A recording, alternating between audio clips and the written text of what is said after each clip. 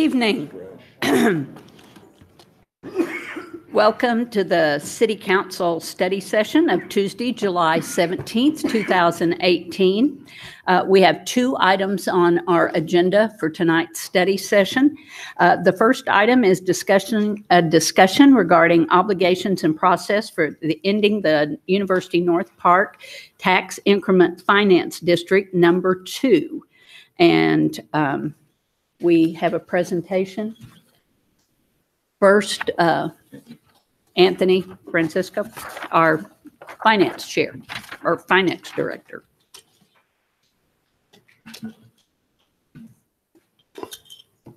Good afternoon, Madam Chair, members of the Norman Tax Increment Finance Authority. I am Anthony Francisco, the treasurer of the Norman Tax Increment Finance Authority. Putting on different hats this evening, gentlemen. In addition to being chair and finance director. That's right. Okay.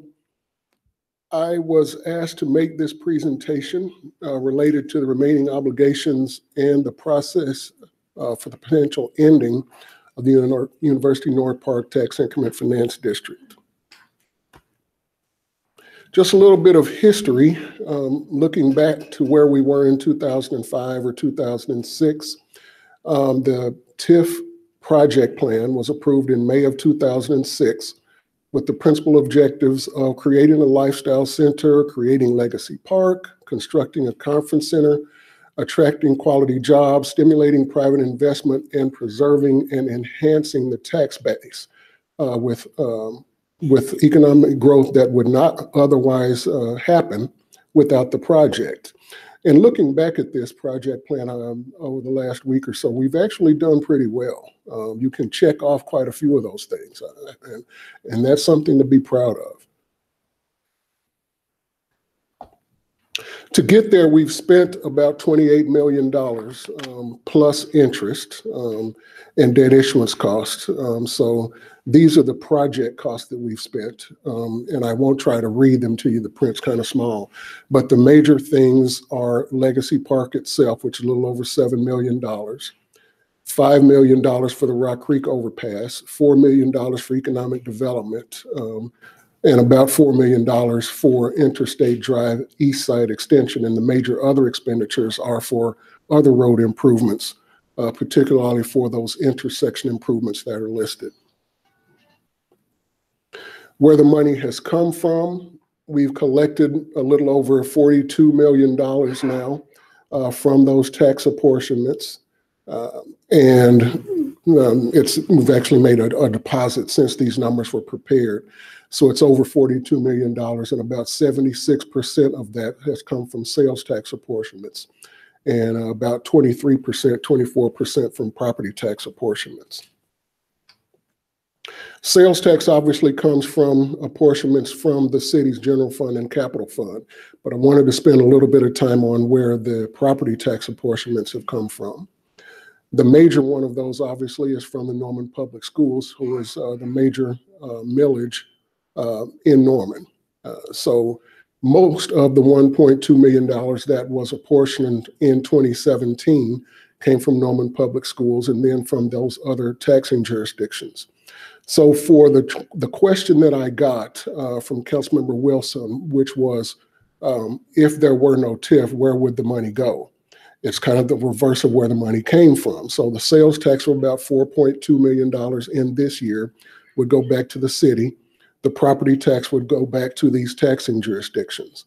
Now, one thing that I would point out is for the city of Norman and for the Norman Public Schools, it's not a dollar for dollar thing coming back. The city of Norman, those property taxes can only be used for general obligation bond repayments and repayments on claims and judgments against the city. So it's not as if that money would go back to the general fund.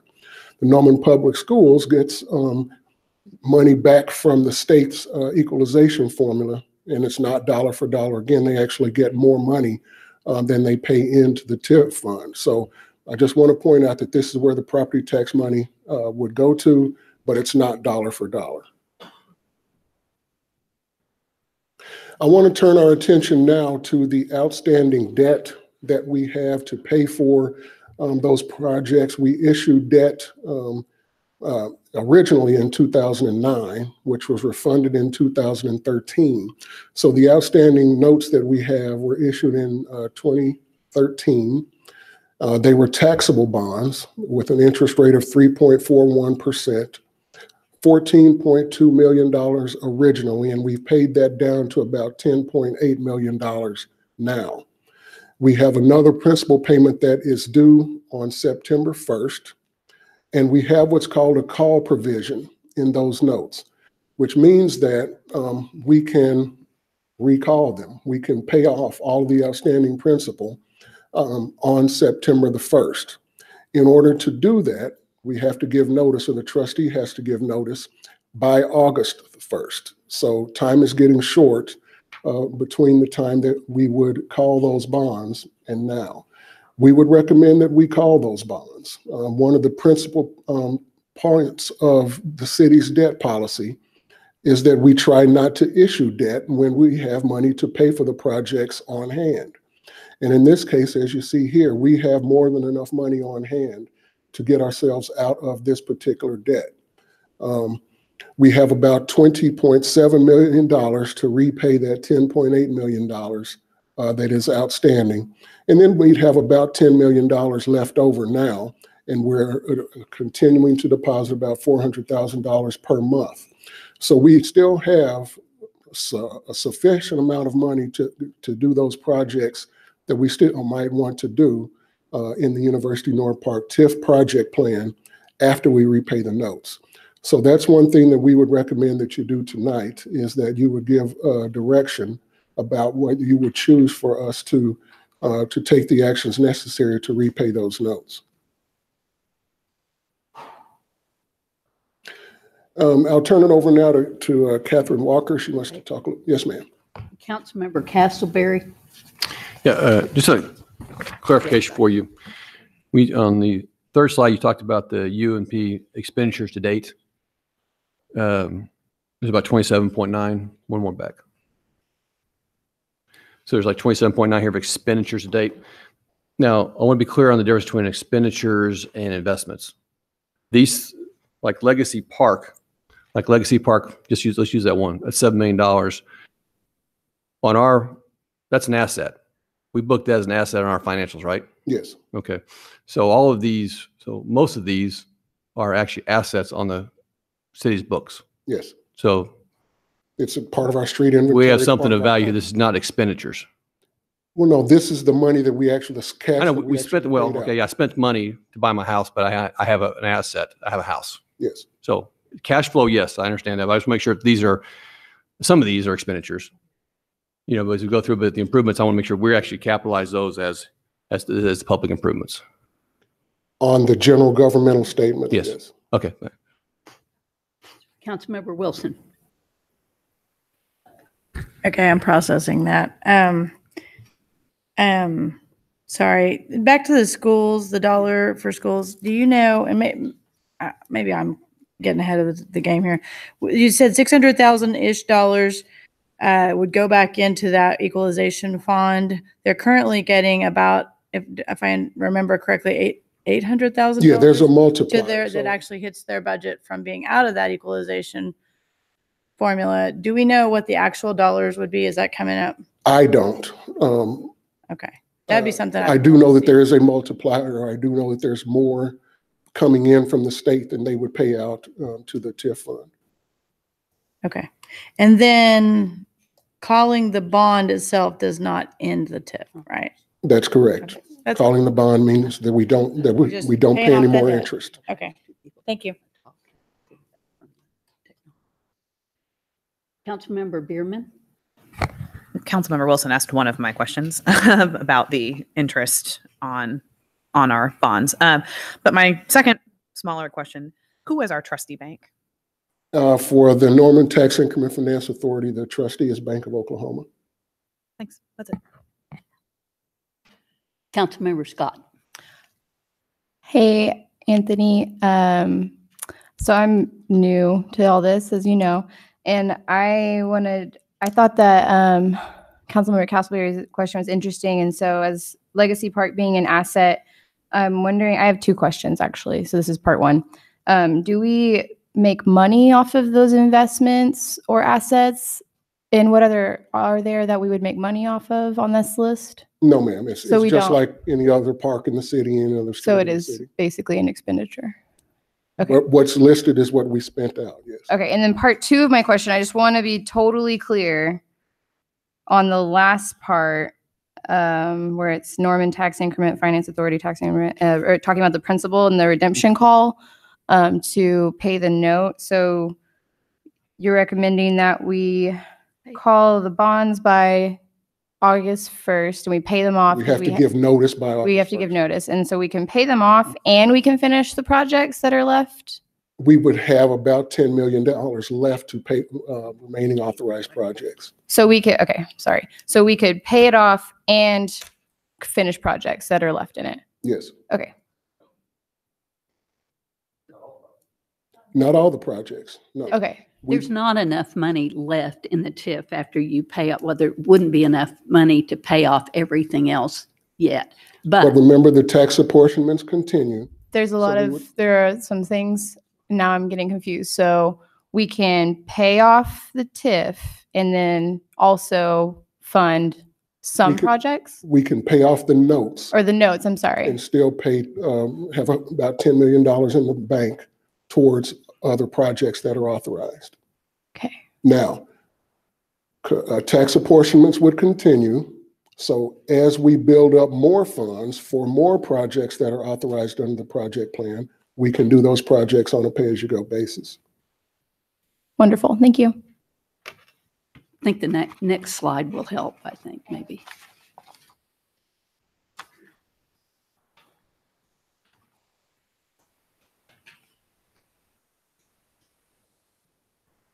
Hi, Catherine Walker with the legal department. We had some questions from Councilmember Carter, and if you'll allow me, I'd like to go ahead and try and answer those. The questions dealt with these different areas, and so I'll try and go through each area pretty quickly. They tie in rather well with each component of the project plan. There was a question on almost all the components, so we'll go through those pretty quickly. So on the conference center and cultural facility, I have up there the project plan objective. It was to construct a conference center and accompanying museums and other cultural facilities in order to secure a first-class hotel. The allocation originally was $16 million. There's been 4 development agreements that council has approved that impact that component of the project plan. The first one was in 2007 when the city agreed to purchase the conference center. John Q. Hammonds would construct the hotel and conference center, city would purchase. Then in development agreement number 4, the city agreed to a waiver of that obligation to purchase the conference center. And instead, some of that funding was shifted to the Rock Creek Overpass project, which was a project we had recently found out would be approved and allowed by ODOT. Up to the chair. Let's see how we can do this. Yes, you can ask questions. Can you elaborate just a little bit on item 2 there where JQH waives the city obligation to purchase the conference center? What's the history behind that and what exactly were the parameters of that agreement? Early on in the project, even before the project plan was adopted, there was a push to get ODOT to allow Rock Creek Overpass to be built, and they said, no, we're not going to do that. In 2008, ODOT said that they had changed their thinking on that, and they would allow an overpass, not a total interchange, but an overpass. And so hearing of that opportunity, Mr. Hammonds said, you know what, you don't need to buy my conference center, but this development's going to need that overpass. And so the city agreed, and the city amended the project plan at that time to shift some of those dollars from the conference center component to the Rock Creek Overpass project. And that's what funded a large portion of the overpass. Were there any considerations given to Mr. Hammonds in regard to the catering and restaurant business at the conventions from that point afterwards? No, when we were going to purchase the conference center, we had some agreements in place for reservations of the conference center, things like that. But with the development agreement number 4, that was no longer necessary because we were no longer going to own it. So basically, when the city reversed their desire to purchase the convention center, they lost, Mr. Hammond's gained exclusivity of the food business at the conventions. I don't think we had any say-so over the food portion. It would have depended on if we purchased the conference center, how we chose to operate that, whether we would have hired in-house catering staff or contracted that out, and that decision had not been made. Most of the things that were in development agreement number 2 had to do with reserving the conference center and the hotel for events. And I think for the most part, those have been at least somewhat followed by Embassy Suites, even though it's not part of an agreement. Thank you. And then in 2012, we had development agreement number 5. So at this point, we had some money left over in this component after the Rock Creek Overpass project. UTC, the developer for the south half, agreed to donate 2 acres of land for a cultural facility, which was the other component of this portion of the project plan. And so the land identified at that time was south of Embassy Suites, south and east, abutting the airport property. And they agreed to sell additional adjacent land if we needed it at $5 a square foot. We had public meetings about what could a cultural facility be, but that really never moved forward, and that obligation expired in 2015. In 2016, we executed Amendment 1 to Development Agreement number 5, and UTC said, well, we'll continue with the donation obligation for 2 acres for a cultural facility. But at that point, everyone was thinking it needed to be north of Embassy Suites just to better serve the area. And so they identified land north of Embassy Suites, agreed to donate that land, and agreed to sell additional land at $5 a square foot. And that doesn't expire until June 30th, 2026.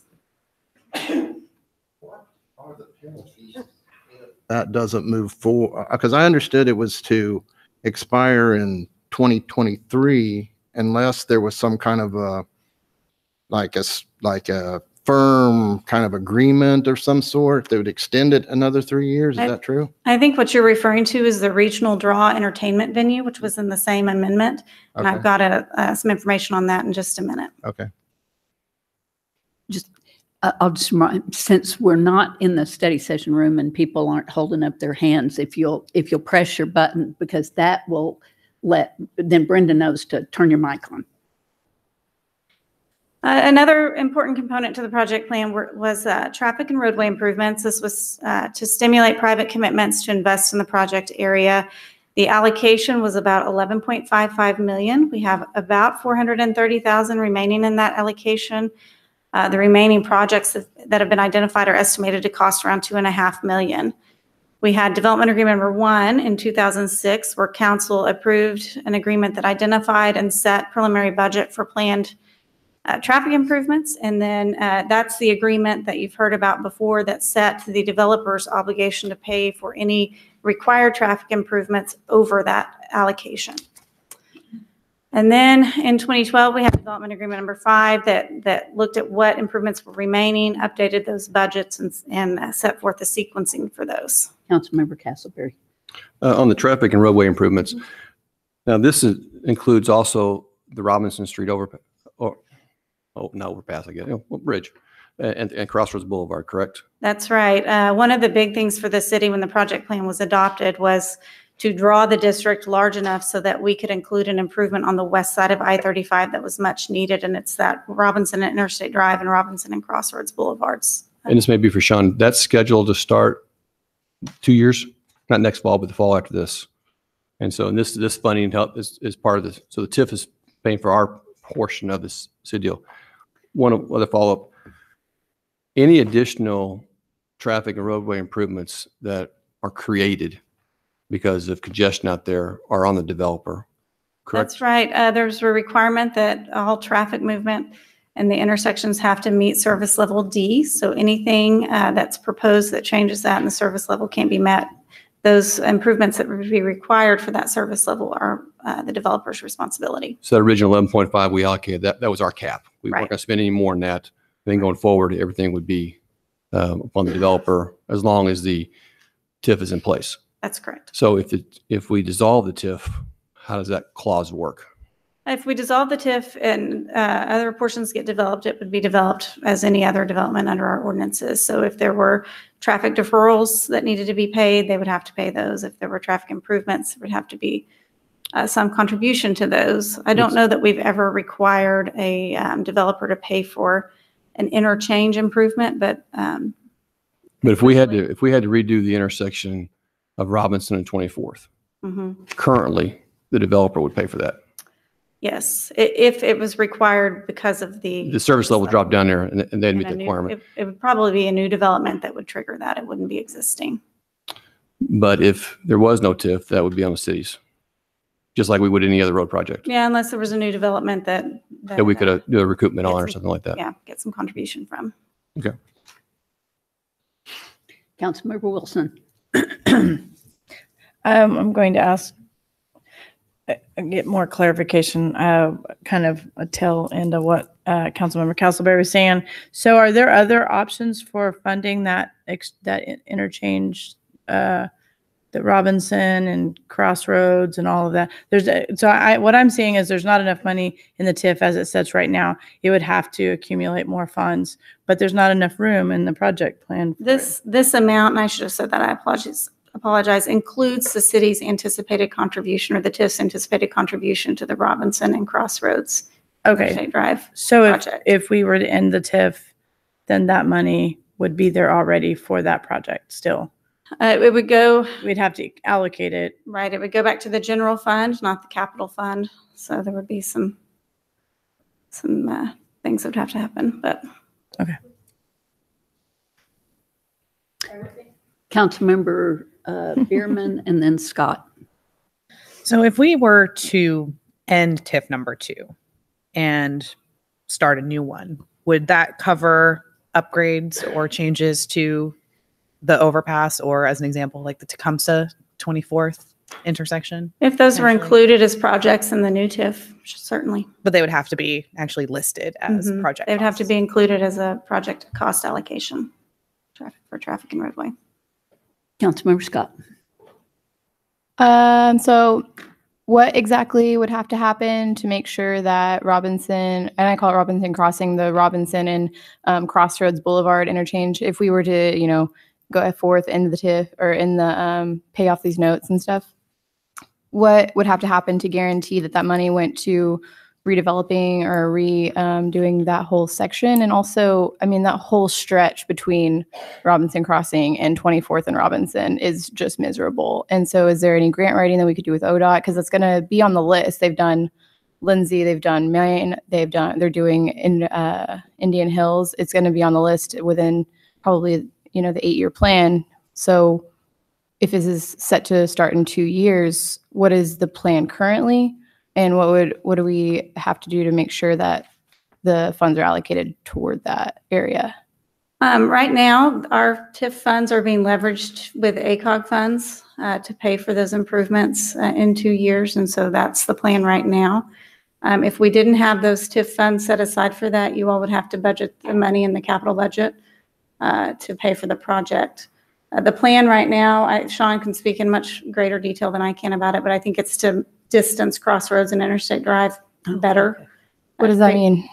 Make them further apart so you don't have two lights, one right after the other.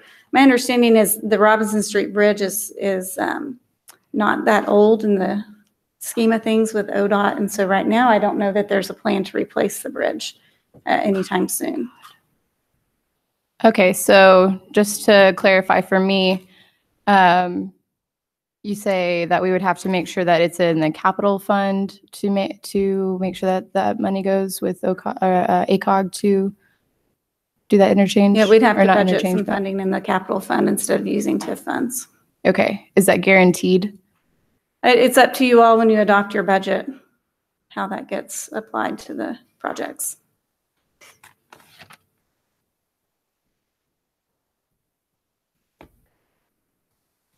That's all I got for now. Okay.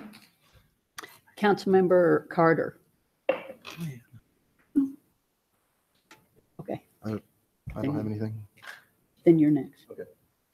That was, You're going to go before. okay. Councilmember Carter. Is What? My button's not going on. that going up? Well, I had you. Okay. Okay. So I guess that's really more of an Anthony question. We can't guarantee anything in the capital fund. I mean, it's an annual budget. I mean, we could budget for it, but there's nothing to prevent a new council from taking those monies and put it towards a senior center or another road project or a higher priority deal. I mean, since it's 2 or 3 years out. In the example at hand, council has already budgeted for that project. I know, It's actually but that's budgeted as for is, but we're last talking about changing everything. Well, you could. I mean, you could reallocate those funds, but right now those funds are allocated in the TIF fund toward that project. We'll get to that. But if there was no TIF fund and it still went to the capital fund. No, it goes to the general fund. If you took the funds that you have allocated in the TIF fund out, Mhm. then yes, you'd have to find another source, probably the capital fund. Yeah. So it's not guaranteed if you shut down the TIF. Because the TIF wouldn't be there. There's no money in the TIF to do it. But the funds for that particular project has already been allocated. It's part of the $10 million, if you will. If you look at your budget document, you'll see that there's actually last year a project to complete that, and it's funded already. But we can amend a budget. I know it's allocated out there, but we can change budgets. I think her question was, is it guaranteed? And my response is, it's not guaranteed. It's no more or less guaranteed than any project that's in the capital Right. fund or in the water fund or in the general fund. But if we, as long as the TIF is out there, it is guaranteed because it's allocated in the TIF. It can't be used for anything else. That's correct. It's in the TIF fund. Okay, now. that's what I want. So my protection is for us to get a major project for our wards is it being the TIFs. It's being, I would say it's to not change the allocation that you already have. Inside the TIF. Yes. Okay, thank you. Councilmember Carter. Still no question. I don't have a question. Okay. Think you can proceed. Okay. Economic development, there were a lot of questions about this component, and so I've got more than one slide on this one.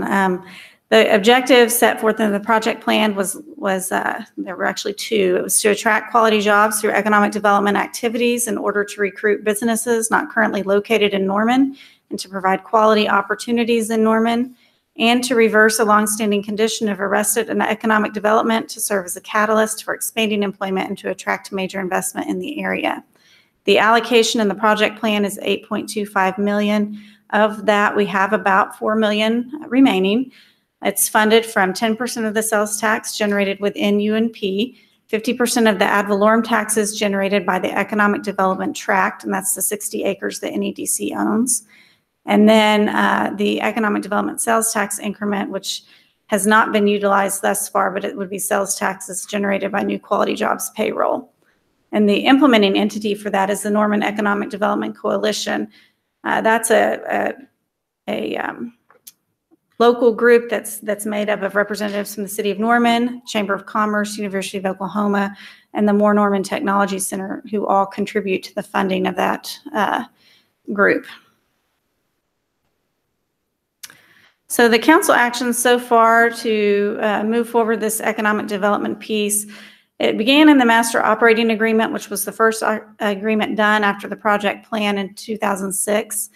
It just basically said the economic development fund would be used to provide and foster new quality employment opportunities meeting state quality jobs criteria. And then it set forth the terms for the transfer of the economic development property, which is up to 100 acres in the north half of University North Park, to the city or its designee. In the economic development agreement in 2010, as I said, NEDC was designated as the entity to administer the economic development components of the plan. UNP, the developer for the north half, agreed to sell land to NEDC. And then the city and NTIFA, which is you all, the Norman Tax Increment Finance Authority, authorized the issuance of notes up to $16.5 million to finance project costs for economic development. And those are supported by those economic development revenues I mentioned in the previous slide. Development agreement number 6 was approved in 2014, and that committed economic development revenues up to $770,000 for new quality jobs created by Emmy, a local company that was growing over the next 10 years. And at your last meeting, I believe you approved the appropriation, or you at least received the memo that outlined the incentive earned for this year by Emmy. Other actions that we were not necessarily a party to, but that do impact this property, was the purchase and sale agreement between NEDC and University North Park. That was originally done in 2008, and it was amended in 2010 and 2013. And basically with those amendments, UNP was extending the obligation to sell to NEDC 60 acres for $1.25 a square foot, which is about 25% of market value. 40 acres are also available for NEDC at market value, and UNP has repurchase rights for those lots that are not developed by the end of 2023. The economic development revenues, I've talked about a little bit about what they've been used for, but this is more of the specifics. So the TIF authority in the city approved of a pledge of $1.3 million in economic development revenues as security for the land purchase and the infrastructure in loans funded by Republic Bank, and then later a consortium of 11 banks in our community. Okay, Councilmember Hickman has a question. Sure.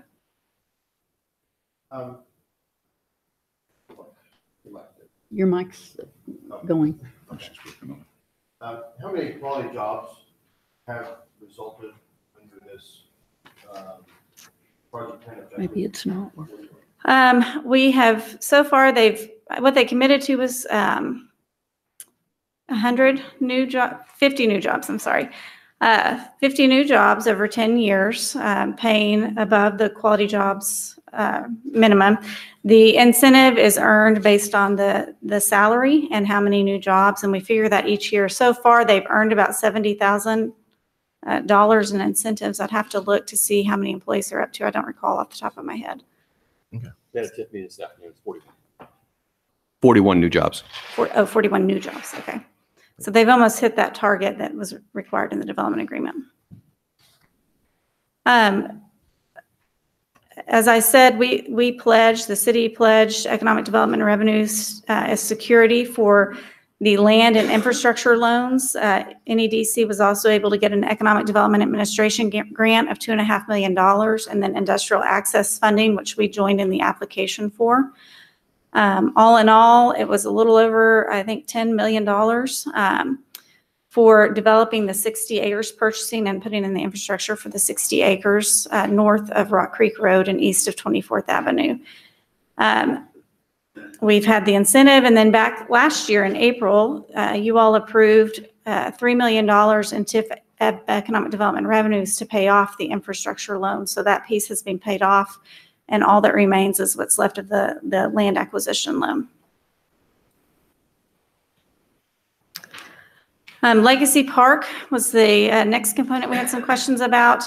The project plan objective was to create the Legacy Park with appropriate memorials of substantial lake and water feature, destination restaurants, boutique shops, together with the extension of the Legacy Trail system, quality public art, trees, and extensive landscaping. That allocation under the project plan was $8.25 million, and so far council's had a couple of development agreements that impacted Legacy Park. In 2007, we did development agreement number 3, and council approved that agreement in October of that year. It called for parkland to be donated to the city by the developer for the south half, which is University Town Center, UTC. Set the preliminary budget for Legacy Park, public art, enhanced landscaping, and development assistance for park maintenance. And then UNP agreed to serve as lender for the park construction. Then in development agreement number 5 in 2012, the money left over from the Rock Creek overpass, it ended up coming in under the budget.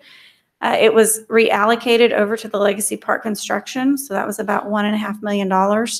And then UTC and UNP, so developer of the south half and the north half, committed to requests that a business improvement district be created for park maintenance in lieu of the development assistance that was outlined in development agreement number 3. That district was created in 2014. You all will actually have an item on your agenda at the second meeting in August for a public hearing on our, I think, 4th or 5th year of assessment for that business district, and I'll explain to you a little bit about how that works. The purpose of the district is to pay for maintenance of Legacy Park and then enhance landscaping throughout, not including the enhanced landscaping in the project plan, but as funds allow. And so what happens each year when we do that assessment is we look at all the properties that have developed, and they all share proportionally in that assessment. And so the TIF funds are used to fund the full assessment in the beginning, and each year our contribution, the TIF fund contribution is reduced and the property owner contribution increases. So what you'll see in August is that we're asking the property owners through their assessments to pay $125,000 towards the maintenance of Legacy Park. The TIF's portion this year will be $75,000. And so we have a BID, Business Improvement District Advisory Board, set up. This was called for, I think, in the petition for the Business Improvement District. They assist in administering all aspects of the bid. The city still holds the money in the TIF fund, but this group looks at how the park's being operated, things that could be done to enhance the park, things like that, and make recommendations on how that money gets spent. You asked, I think, specifically about the representatives on this board, so I had them on the screen. We have 2 from hospitality, 2 from retail, 1 that's appointed by UNP, and then 4 that have been nominated by the mayor and confirmed by council. And so the chair there is Dan Quinn. Then we have Mike Thompson, Mandy Hawes, and Matt Klaus that have been confirmed by this council. Things they've done so far is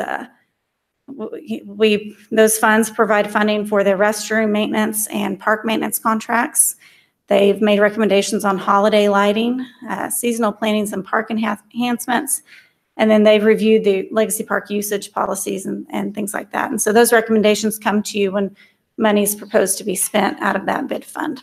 They last met in June of this year. Councilmember Bierman. Just had a quick question before we moved away from Legacy Park. How many boutique shops are currently around Legacy Park, or what is the plan to get them in the foreseeable future? I know, of course, they have Red Rock. They've been working on a restaurant, from what I understand, for the north side. I know some restaurants have not been approved by the developer just because they wouldn't be appropriate. I think Chewy's at one point wanted to be there. Some other restaurants. I don't know of plans for boutique shops. That's really the developers. Okay. Just seems like, since that's enumerated specifically in the project plan objective, that should be something that we should be aiming for, or holding the developer to. Well, and in the master plan, there's a call for some other out parcels and other development right around the entrance to Legacy Park. So there's more to come, I think, in that area, but okay. That's okay. Moving on to the Lifestyle Center. The project plan objective for this component was to create the Lifestyle Center designed to foster the quality of development at University North Park and to facilitate the creation of a retail environment that will be a regional draw of retail customers to Norman. And so the allocation for this was $8.25 million. Nothing's been spent. No proposals have been brought forward to spend that money at this time. The first development agreement really dealing with the Lifestyle Center was in 2006. That was development agreement number 1. And that's where we put in the clawbacks that are mentioned a lot. 250,000 square feet of shell construction of the Lifestyle Center must be done by January 1st, 2016, or they would reimburse for the frontage road costs, which is $2.4 million. Again, that same standard was brought in development agreement number 3 in 2007, but at this time it was to reimburse for Legacy Park construction, so $5.9 million. In 2012, council approved development agreement number 5, which gave the developer credit for crest towards the square footage.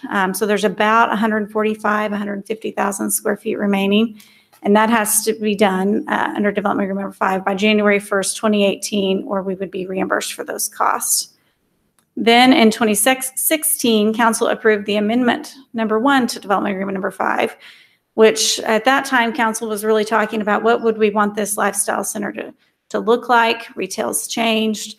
Our Lifestyle Center is still viable, things like that. And so we affirmed the commitment to explore with the developer urban design, walkability, and mixed use for the Lifestyle Center. Those were priorities identified by council at that time. 250,000 square feet of Lifestyle Center has to be constructed by June 30th, 2023. It can be extended to 2026 if mutually agreeable design is utilized.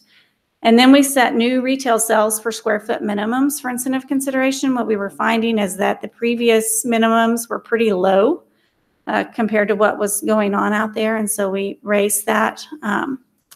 And UTC agreed to sell the land, as we mentioned earlier, for the regional draw entertainment venue. That's south of Rock Creek Road, but north of Embassy Suites. That was the area we identified. And this is University Town Center who agreed to do this at $5.50 a square foot. That expires in October, but it can be extended if we show some progress towards that end until 2026. Okay, before you go on, we've got questions from Councilmember Carter and Councilmember Castleberry. So I'm reading from Development Agreement 5. I would just like you to expand, give me a little history since I'm new, and I'll read that DA 5 acknowledges the Crest store, although not proposed to be located within the area understood to be the Lifestyle Center, would be recognized as qualifying towards the required 250,000 square feet of shell completion of Lifestyle Center retail space for the limited purpose of reducing the public infrastructure reimbursement provision set forth in Section 4.7. Can you give me a little history behind how we came to that agreement? I can try. Been a while. From what I recall, the developer had asked for credit for the Crest. Nothing we had in the project plan defined the Lifestyle Center, although we had some brochures, and I think the language there said we knew what we understood to be the Lifestyle Center proper. And so we gave credit for Crest in that agreement, and this, the city agreed to that. But at the same time, I think it was in that agreement where we defined where the Lifestyle Center was so that this wasn't an issue in the future. Again, in that agreement, a number of other things were done, not just impacting the Lifestyle Center, but that was just part of the negotiation and part of what council was willing to agree to at that time. So if they were to not meet their 250,000 square foot requirement by the deadline, what would be their penalty in total dollars? Any idea? It's $2.4 million for frontage road costs and $5.9 million for legacy park construction. So it's about $8.3 million. And so by giving them this Crest exclusion, how much would that save them in penalties? It doesn't save them anything if they don't reach the 250,000 square foot. But if goal. they do, if they do, then they don't have to pay any penalty. any penalties? Yeah. Gotcha. Councilmember Castleberry. I think you just answered. I was just going to clarify, although in 2012, we gave them credit for the Crest square footage, we took it away from them in 16 by bumping it back up to 250 and put the minimum square footage or sales per square foot in there. 250 is still the total. The credit still applies. So it's what they have left to do is about 145,000 square feet. But they have to do it, but change. they've got that, but they've also got the square footage, the sales requirement in there. Right. With the sales requirement, I think it was over 200 a square foot. It depends on the size of the store. It can vary. We raised it quite a bit, and then they would have to show that they met that for the first year of operation. But my point is they can't just build a shell and meet the square footage requirement because there's a square footage requirement and there's a sales per square foot requirement. Right. The sales per square foot requirement is defined for those stores that not only get the incentives, but that go towards the 250,000 square foot. Okay. Has Chris meeting that sales requirement? Sales has you. I haven't looked at it recently, but I think they were meeting and exceeding last time we looked. Councilmember Hickman. Looking at your last bullet here, this appears it was in April of 2016, which is before I was on council. I think before most of us were on council. It says something about UTC to sell land to city for a regional draw entertainment venue south of Rock Creek Road. We've heard a lot of discussion about a regional draw, and I assume this is not the arena that's been previously being discussed. Can you tell us a little history about what was this entertainment venue south of Rock Creek Road that this land was contemplated to be for? I think at that time, it was before we had done any of the master planning with RTKL, but I think some ideas were being thrown around because of the changing face of retail. So I think everyone was just kind of recognizing that you're probably going to have some entertainment component to make to improve the whole district and be a regional draw. And What were so some of the ideas thrown around? If you don't, do you remember? I'll let A Jeff. theater was one of them. I think the theater was one, and Jeff may. Yes, Mr. Bryant. Yes, actually, it was an arena. At that time, the county had commissioned a study with CSNL, I think in 2015, where they had looked at doing an arena that was south of Rock Creek Road, but just north of Embassy Suites. So as we were negotiating this development agreement, not only did it make sense for us to move the 2-acre donation north of Embassy Suites, and also secure additional acreage for that cultural facility element.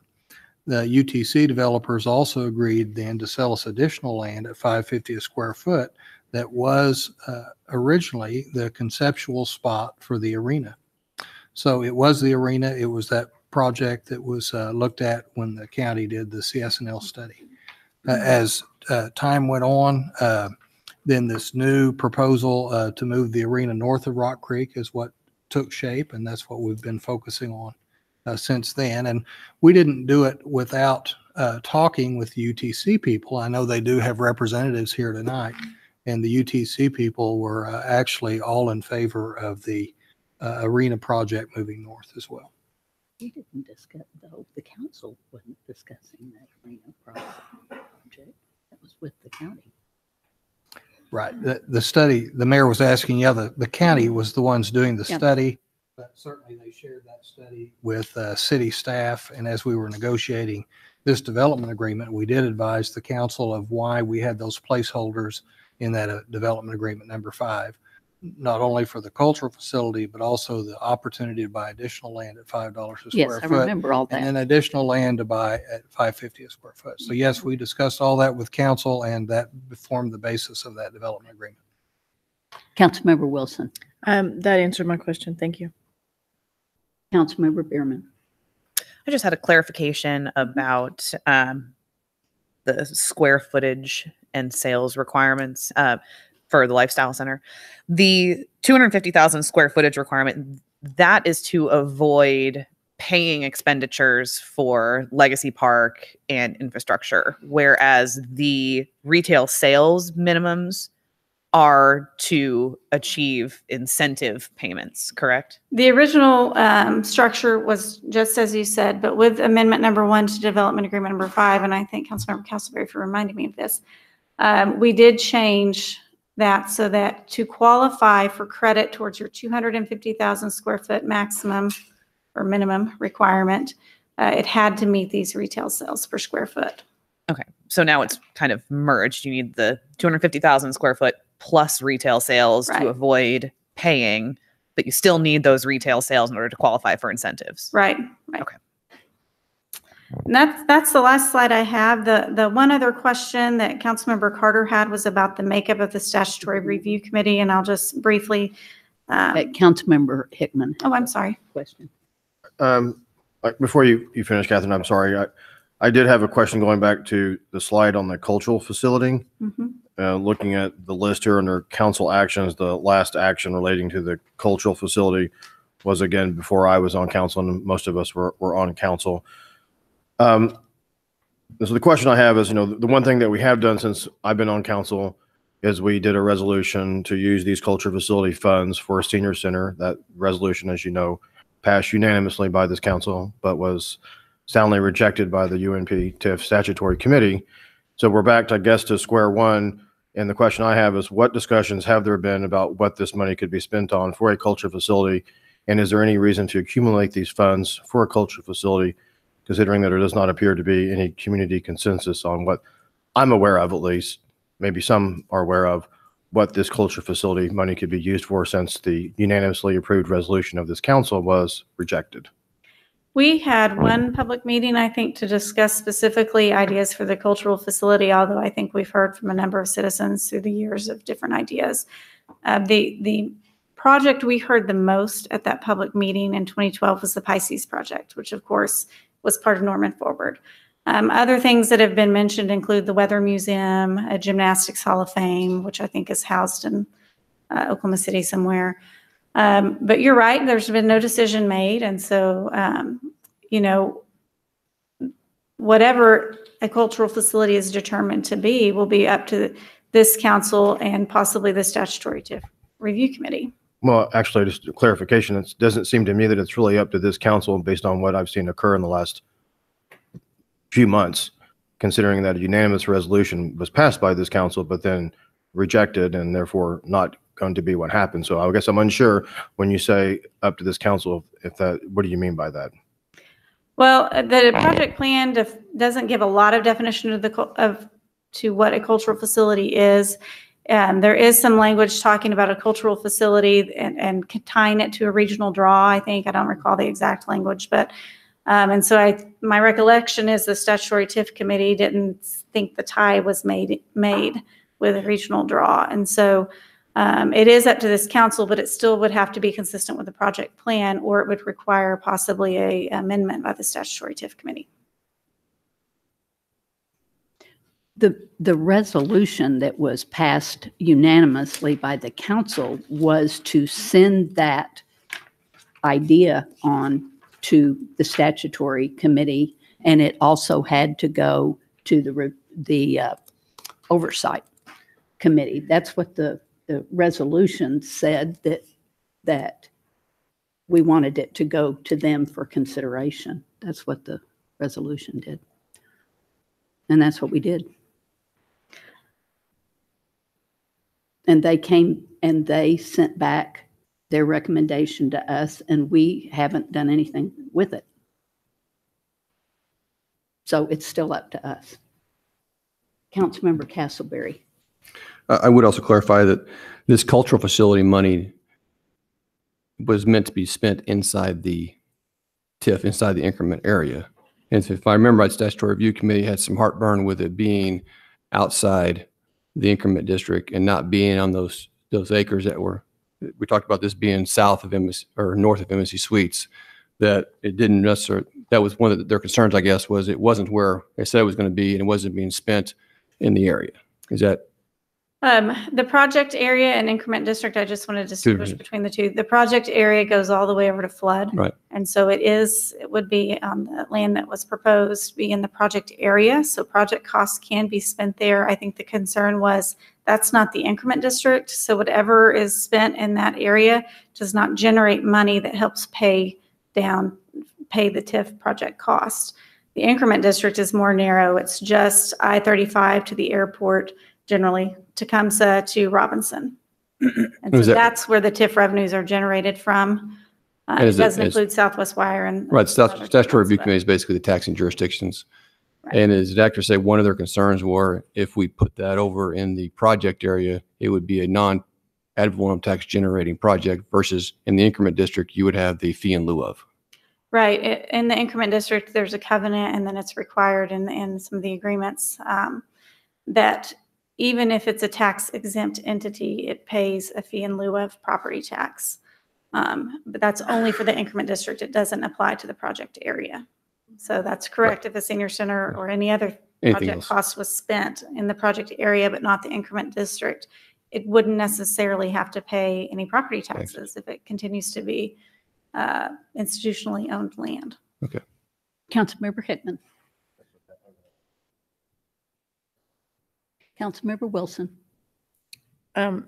So I know that it is legal to then direct funds from the increment area outside the project area into like the fairgrounds, which has been suggested. But I just want to get clarification that expo center or whatever it's called in the fairgrounds would not generate increment that would pay down any debt. Am I correct? I'm going to let Jeff or Emily answer that because I haven't really been involved in those discussions. Yeah, the suggestion from the county as we started working through this new proposal was that they had an interest in doing a multi-purpose facility at the Cleveland County Fairgrounds. And I'm understanding that would be owned by the county, so that would not generate any ad valorem revenue. They also had a draft study they had shared with us from CSNL also that did have a projection of what type of sales tax revenue would be generated by this facility. And it seemed like it was a couple of $100,000 a year or so. going in sales tax. But it was a draft and it had not been finalized. But certainly, as we've discussed that, if council at some point decided to amend the project plan to include that as a component, that would also be subject to a development agreement process. And it would be our recommendation that you would ask the county to finalize their economic development study and prove up their project, just like any other project, before we would allocate any increment towards such a project. Would it be appropriate then for us to get a fee in lieu of for the increment? That certainly would be something we could discuss as we were working through the amendment to the project plan, or even in a development agreement. Thank you. Just real quickly, I'll outline who's on the statutory review committee, since that was one of the specific questions. It's a representative from the Planning Commission, a county commissioner, someone representing the county, someone representing Norman Public Schools, the county health department, and the Moore Norman Technical Center, and the Pioneer Library System. And then the mayor chairs the meeting, and there are 3 at-large members. All of those other entities, with the exception of Planning Commission, are taxing jurisdictions that are impacted by TIFs if they impact ad valorem or a portion of ad valorem revenues. And so that's why they are called to serve on that committee. And so that's who's represented on any statutory TIF committee. So with that, I will turn this back over to Anthony. Actually, no. If I can get to the next slide. Yes.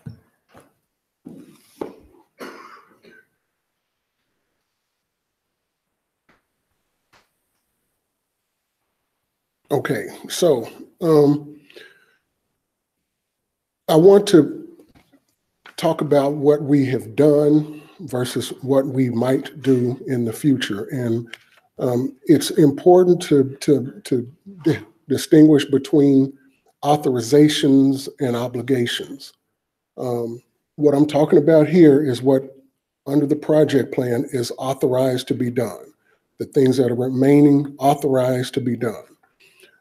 So we've talked about, or Catherine talked about, the $429,000 that's authorized left for traffic and roadway improvements. There are funds left authorized for Legacy Park and for public art and landscaping.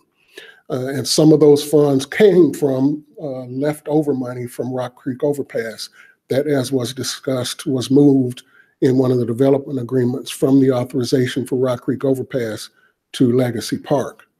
There are remaining authorizations for that cultural facility that was talked about. There's remaining authorization for the Lifestyle Center incentives, and as you'll note, none of those funds have been used to date. And there's remaining authorization for economic development incentives. Totally speaking, there's $25 million left authorized to be spent. And it's just important to understand that if it's authorized, that does not mean that it has to be spent. It's just authorized under the project plan. This fly is killing me. It's following me around. So the things that we are obligated to do, as I understand it, are the first 2 bullets here. We are authorized and obligated to make the remaining $150,000 of payments to the bid district. We've made $750,000 of payments of the $900,000 that we were obligated to do in development agreement number 3. And we are obligated to spend another $150,000. We plan to do that over the next 3 fiscal years, $75,000 this year, $50,000 the next, and $25,000 the year after that. We are obligated to continue the project that is already in the works, and that's what I was trying to discuss earlier for the Robinson and Crossroad improvements. That is a project that is already in the books. $1,327,000 remains in that allocation that you've already made. It's just like any other street program that you do. Some of those funds are allocated for design. Some of those funds are allocated for right-of-way acquisition or for utility relocation. Some of those funds are for construction costs that will match the ACOG funds that we hope to get in the next 2 years. But that is an ongoing project. Council has already authorized a contract with Garver Engineering that is ongoing for the final design of those improvements. When that final design is presented, we will proceed with right-of-way acquisition if it's necessary and utility relocations if they're necessary, and the money's already in the bank to do that. Anthony, do you remember how much the ODOT match is for that? As I remember, the total project is about $4.2 million, and the city portion is about 1.2. Is that in the ballpark? So it's whether 5.5 minus the 1.3. Yeah, what is in the budget and what has been allocated already is the city's portion. So utility relocation, right-of-way acquisition, design, and the city's portion, the 80-20 match for construction. And you've already allocated those funds. Now, those are all of the obligations as I understand them, but there are some recommended expenditures that have been made to the council. Oh, I'm sorry, Councilmember Bierman. Hi, Anthony. Before you move on from the crossroads improvement. So just to clarify and make sure everyone understands, when you say in the books, that means this 1.3 million is already here. The city's obligation for that project has basically already been banked. It's already been banked. It's already been budgeted. It's a capital project that's already sitting out there waiting for, you've done the design contract. You're going to do a utility relocation contract with some contractor. Then the state probably will do a construction contract with a contractor that city will match, just as you're going to do for the 12th Street East project. It's very similar. So no matter what we do with the TIF, no matter what the future of the TIF is, that project is underway. That project's going to proceed. That project's going to be completed from the city's perspective. Yes. Great, thanks. There's a recommendation that came from the TIF oversight. Councilmember Hickman. Sorry, Anthony. Just a quick follow-up on that point from Councilmember Bierman. Is the developer in the TIF, whatever, are they contributing any funds to this Robinson Street project that we've been discussing? Not as currently planned. There's a recommendation that came from the TIF oversight. Councilmember Wilson. I'm sorry. It would help me if you raise your hand. It's me. Okay, and back to that same topic. I'm sorry. I think that this is awesome, by the way, that we're doing this. We're getting a lot of good questions out here, a lot of good answers. If we ended the TIF, would the developer then be on the hook for some of those funds as well? Would that change her relationship? We'll call her her. Probably so. Again, the developments on the other side of an interstate highway would not ordinarily be the requirement of the developer to make. Under the project plan, however, that became part of the TIF project. So my estimation would be that if there were no TIF project plan, And that goes away too. then that requirement would go away. Cool, thank you. Councilmember Bierman. Just one more time, Anthony, on this improvements project. When you say the money is banked, that the money is already there. So if we ended the TIF tomorrow, no more funds coming in from the TIF. Is that money already there and that project would happen? Yes, ma'am. I believe, again, just if we pay off the notes, there's $10 million left in the bank. Part of that $10 million is going to go to pay for these things that we are obligated to do. The number one of which is those Robinson Crossroads improvements. Okay, so it wouldn't come out of the general fund. It would come out of what's already in the bank, in the TIF fund, and wouldn't have an impact on the general. Unless council changed their minds on the plans that they've already made. Thanks. Councilmember Castleberry. That's just what I want to clarify. We talked about if we ended the TIF, we could take that $10 million and it would all go to the general fund. Well, $8 million would go back to the county and stuff like this, but I think you just clarified that as the money, part of the $10 million, this is part of it. Yes, it's ma'am. not separated. Yes, it's not. I believe that these things have to be done. Yes. So what's the difference between the 1.3 and the 429,000? Where's that difference come from?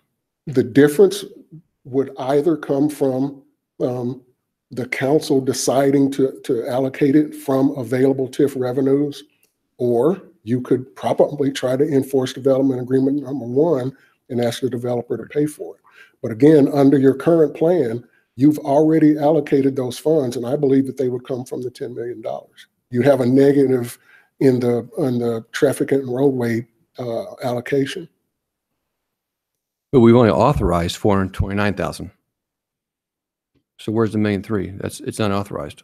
Council has the authority to, just as you did with the Rock Creek overpass, to use some of the funds from one of the other authorizations toward that. So it would take council action. Yes, it would take council action. So it's not banked. It would take council action. Council could reject it. At the same time that you would approve the design contract or the utility relocation contract or the construction matching contract, you would allocate those funds. But then at that point in time, council will make the decision whether it came out of TIF revenues, if they were available, or would come out of the capital fund or general fund or. That's one thing you could do, yes. Okay. In my estimation, council's plan right now has been for several years. Sure. Yes. Well, okay. I'm sure that clarifies it, but. Okay, he says no, so go ahead. I know it's hard since you're not seeing hands. Can we just have people hold up their hands and let me recognize them? No, I'll wait. Just.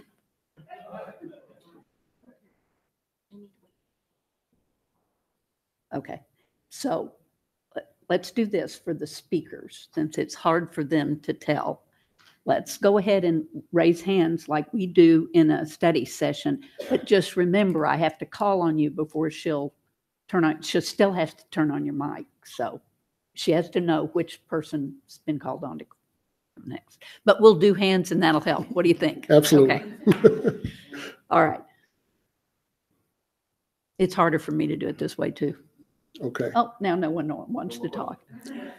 Okay, so those are the obligations. Within the remaining authorizations, you have an oversight committee recommendation to build a parking lot for Legacy Park. Now, remember, that was in the plans originally, and previous councils specifically did not want to put parking in Legacy Park. But you have an outstanding recommendation from the Oversight Committee to build that. It's about 35 spaces that would turn off of the frontage road to serve Legacy Park.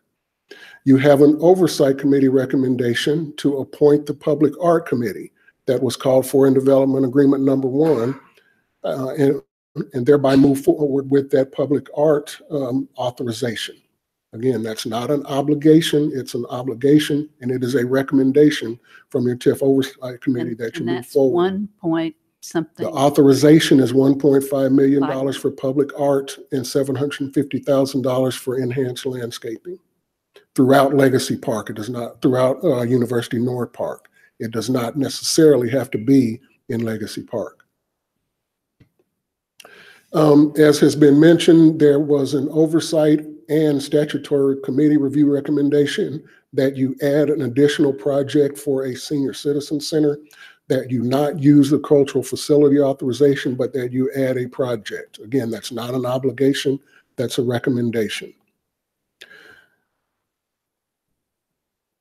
And I think that is all of my presentation. And if there are no further questions, I'll turn it over to Ms. Pomeroy to talk about the specific steps that will be involved in ending University Park TIF number 2. Is this from Mr. Francisco? Okay, Councilmember Hickman. Anthony, how much money No. do we have available to go towards outstanding and remaining project costs? So like if I'm looking at your slide that has UNP TIF authorizations versus expenditures, and there's 25 million in theory remaining of authorized expenditures, if we netted everything else out, we have $10 million in the bank now towards that 25 million. Yes, sir. And you're adding about $6 million a year.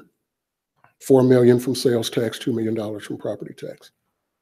Okay, so then if I just want to make sure I understand this right. So if I was to subtract the 8.75 million for a culture facility from the 25 million, that would be the, then the remaining authorizations if that was no longer an authorized project cost. Could you repeat that question? let's say that the cultural facility, that 8.75 million was no longer an authorized project cost because we don't know what we're going to do with that, obviously, as our community. So if I subtracted that amount from the 25 million, would that be the new balance of what's the remaining authorized project costs? Yes, sir. Ms. Pomeroy will talk about the steps to do that, but yes, the target will now be 17 million roughly, and we'd have 10 million and adding about $6 million a year. So we'd have the money in the bank to do all of the authorized projects then in about a year. Okay, thank you. Councilmember Castleberry. So to kind of follow up on that, the Weather Museum or something comes in and says they want to spend $20 million to build a facility. And they say, no, oh, by the way, we want our $8.7 million that you guys, then it would become an obligation? Or? Okay, so if the timing of that was that the project plan had been amended such that there were no longer an authorization for cultural facility incentives, then it wouldn't be out there. it wouldn't be out. But if somebody came forward in good faith saying, hey, we want to do this, and I spent a couple of years working on this because I want to use this money, then as long as there hadn't been any major project plan change, we would be obligated to do that. Same thing with Legacy Park. I mean, the Legacy, the Lifestyle Center incentive. Yes, sir. Okay. To consider Sure. it in good faith. Yes, sir. Yeah. I guess this would be a question for legal. If, since we don't know what these things are, somebody comes out of the blue and says, hey, I want to build this cultural facility and it qualifies or anything like this. And then we said, oh, sorry, last month we took that out of there. Do we have any legal obligation on that? Or is it because we've already taken out the project plan, we're okay? Or Yeah, that question Be is a timing. great segue into Okay. Ms. Pomeroy's presentation about what is actually contained in the contractual agreements that prior councils have approved over the years. okay, if she's going to address it, that's fine. Before she Okay. does, Okay. I've had a request for a bathroom break, so we'll take 5 minutes, which always goes to 10 minutes. But we won't take 10 because it'll go 15.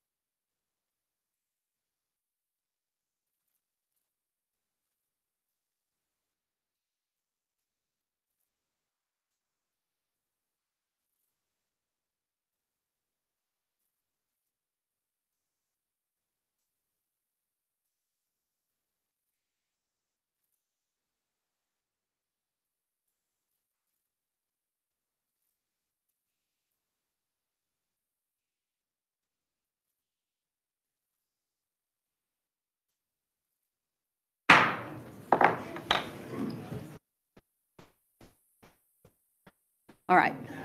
Ms. Walker. Thank you.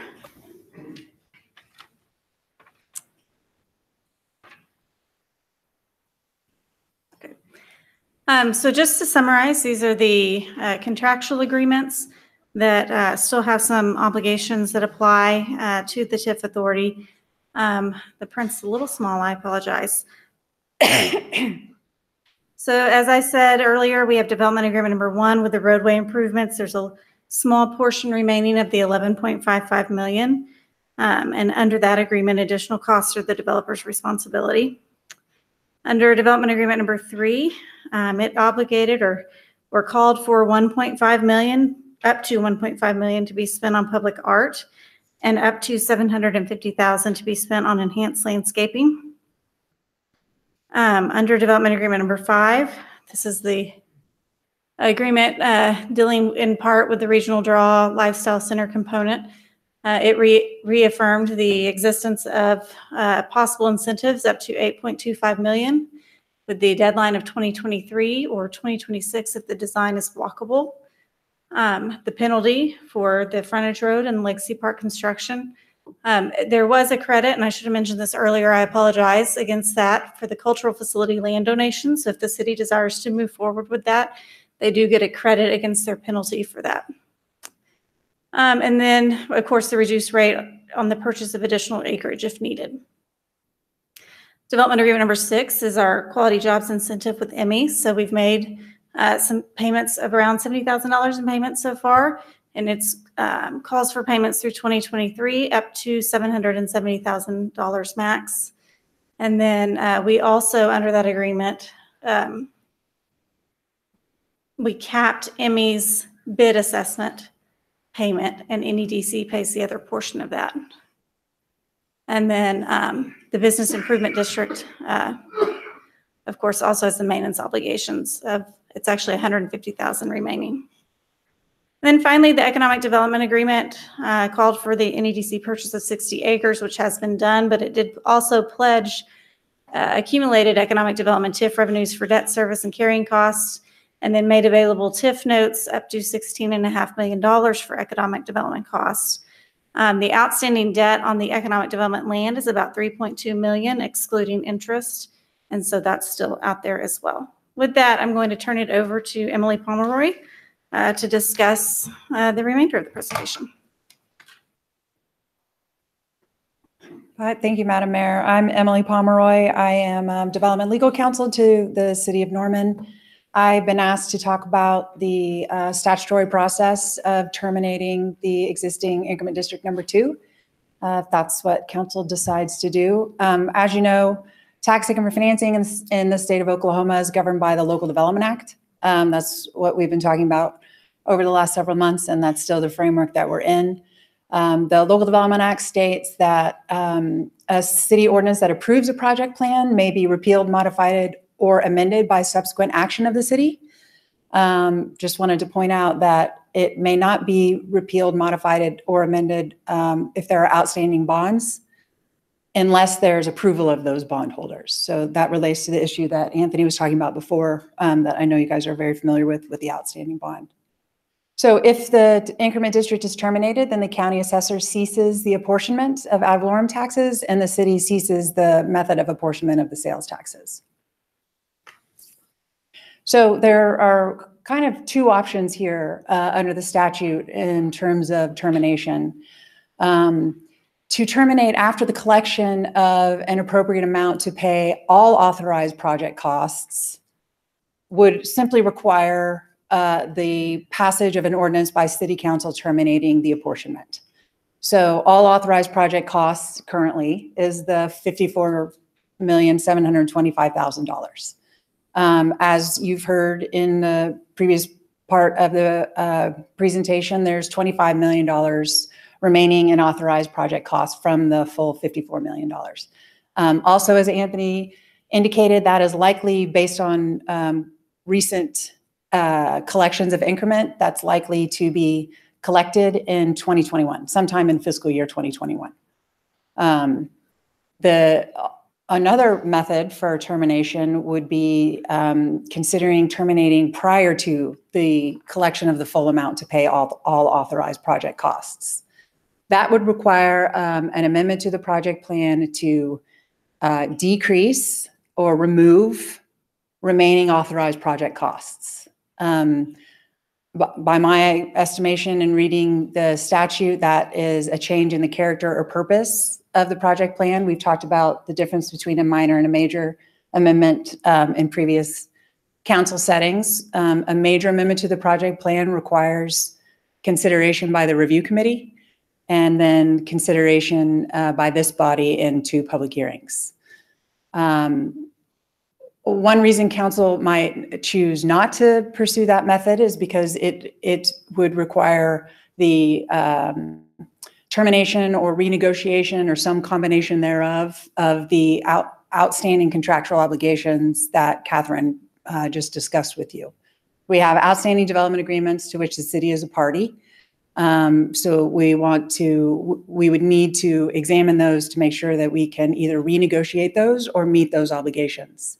As Anthony talked about, after repayment, after paying off the bonds, there would be approximately $10 million available to pay authorized project costs. There's $25 million remaining in authorized project costs. So we would need to figure out and address, there are potentially development agreements that are appropriate for renegotiation and or termination where some of those costs could be reduced. If we wait until 2021, when all of those, when enough increment is collected to pay authorized project costs, then that's a different scenario. Then it's in your hands to terminate without going back to the review committee for a major amendment. One other thing that I might mention there was a question about the cultural facility. There would need to be a negotiated development agreement to provide any authorized project cost, the $8.75 million for the cultural facility. Development agreement number 5, as Catherine reported to you, does provide for the donation of the land, but a development agreement would need to be entered into if someone came to the city with a proposal to say this museum or this facility, that would need to be in a development agreement that this body would approve before the 8.75 would be obligated contractually. Councilmember Bierman. Well, you just answered one of my 2 questions. My first question was, it's not like someone can come and build what they consider to be a cultural facility and say, where's my money? Right, absolutely. Okay. My second question is, does the TIF ordinance say must pay $54.725 million, or does it say up to $54.75 million? I don't have the language in front of me, but I feel like I saw the words up to. Right, that's a cap. That's a cap. So we cannot allocate more than the $54 million in authorized project costs. But it's not obligating us to pay explicitly $54.725 million. No, that's correct. That's correct. Thanks. Councilmember Castleberry. So you talked about this would be to amend the project plan. So walk me through that process again as far as amending the project plan. We would make an amendment to change it somehow. That would go back to the statutory review committee for their input. They would approve it or deny it, and then it would come back to council. If they denied it and we still want to do it, council can override them with a supermajority or regular majority? Supermajority. So that's 7 votes? 6 votes. 6 votes. Okay. So if I might elaborate on that a little bit, I see 2 different paths that I've tried to, but if the decision of council was to terminate prior to, let's just say 2021 for ease of conversation, prior to the collection of all the amounts necessary to pay authorized project costs, then it would require an amendment, which would go to the review committee and then back to council.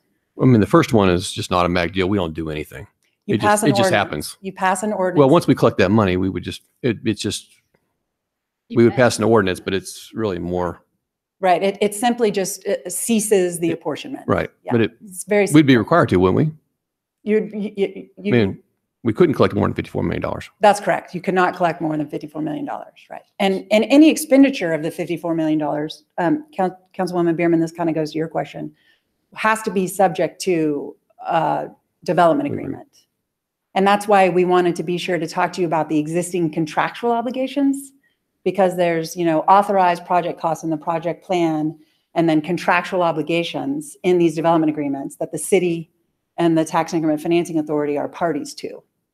So I just want the council to be aware of those, potential risks, and need to potentially renegotiate the terms of those, if we want to go with, option 2 here. I'm looking around because that's all I have. Anthony, do you want to wrap up? Unless there are more questions for me, then I'll. Councilmember Carter. Okay, I'm new, so I'm trying to get up to speed a little bit on some of the players and things that are going on. So who is Rob Collette?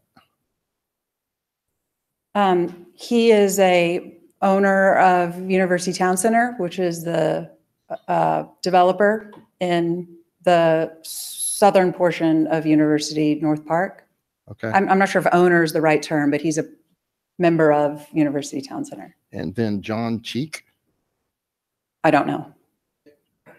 Their legal counsel and their partners here in the audience, if you had questions of them. Would that be Myrna Latham or Frank Hill? Who are they? That's legal counsel for the OU Foundation or UMP. Okay. How about Roy Oliver or Brad Goodwin? Brad Goodwin is that gentleman sitting there, raised his hand. Okay. And Roy Oliver, I think, is a partner with the UTC group, along with Brad and So, Rob. Ms. Pomeroy, are you familiar with something Mr. Hill, who worked, Frank Hill, I guess he's attorney for the foundation?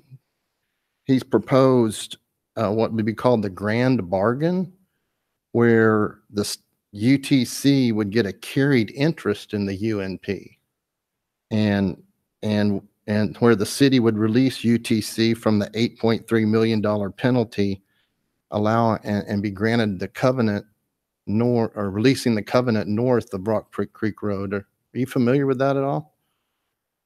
We've been endeavoring to, in relationship to the proposed Callison RTKL master plan, endeavoring to analyze what would need to happen in order to pursue that project, if that's the will of council.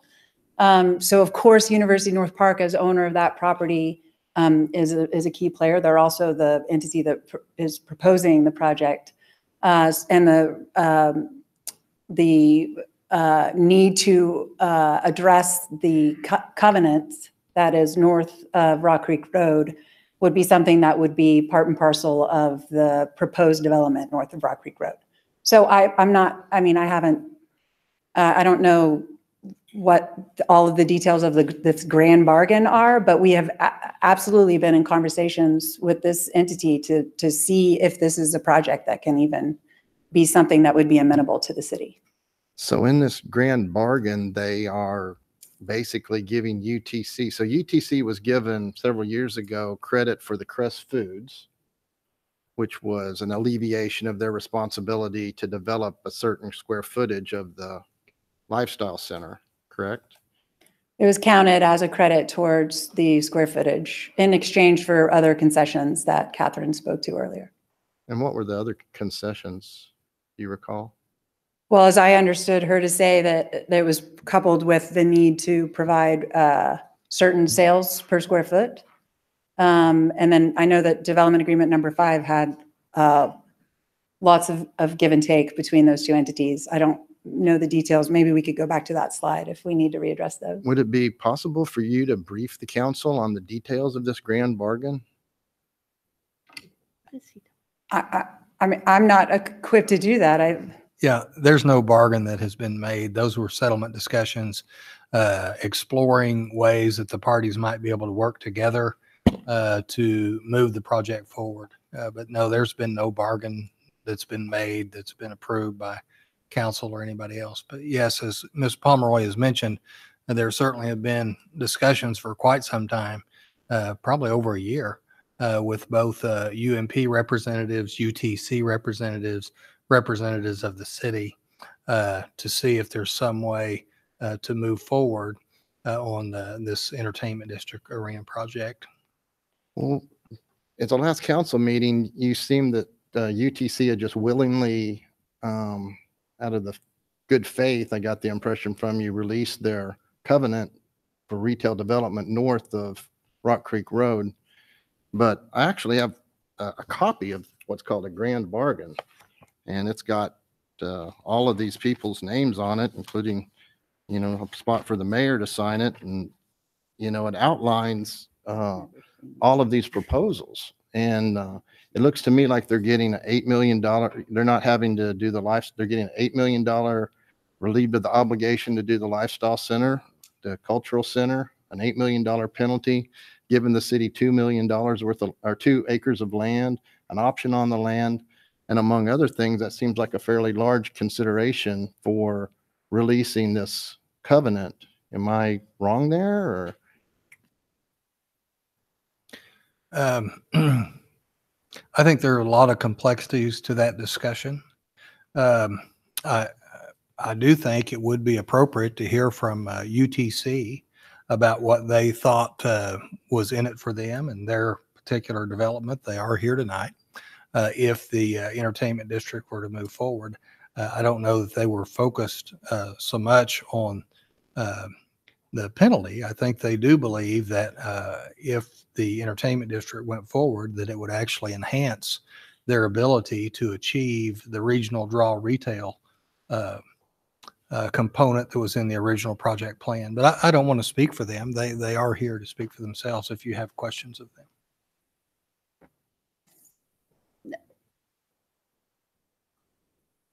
Somebody want to come forward, and you want to? Are they here? Where did he get? What is that agreement?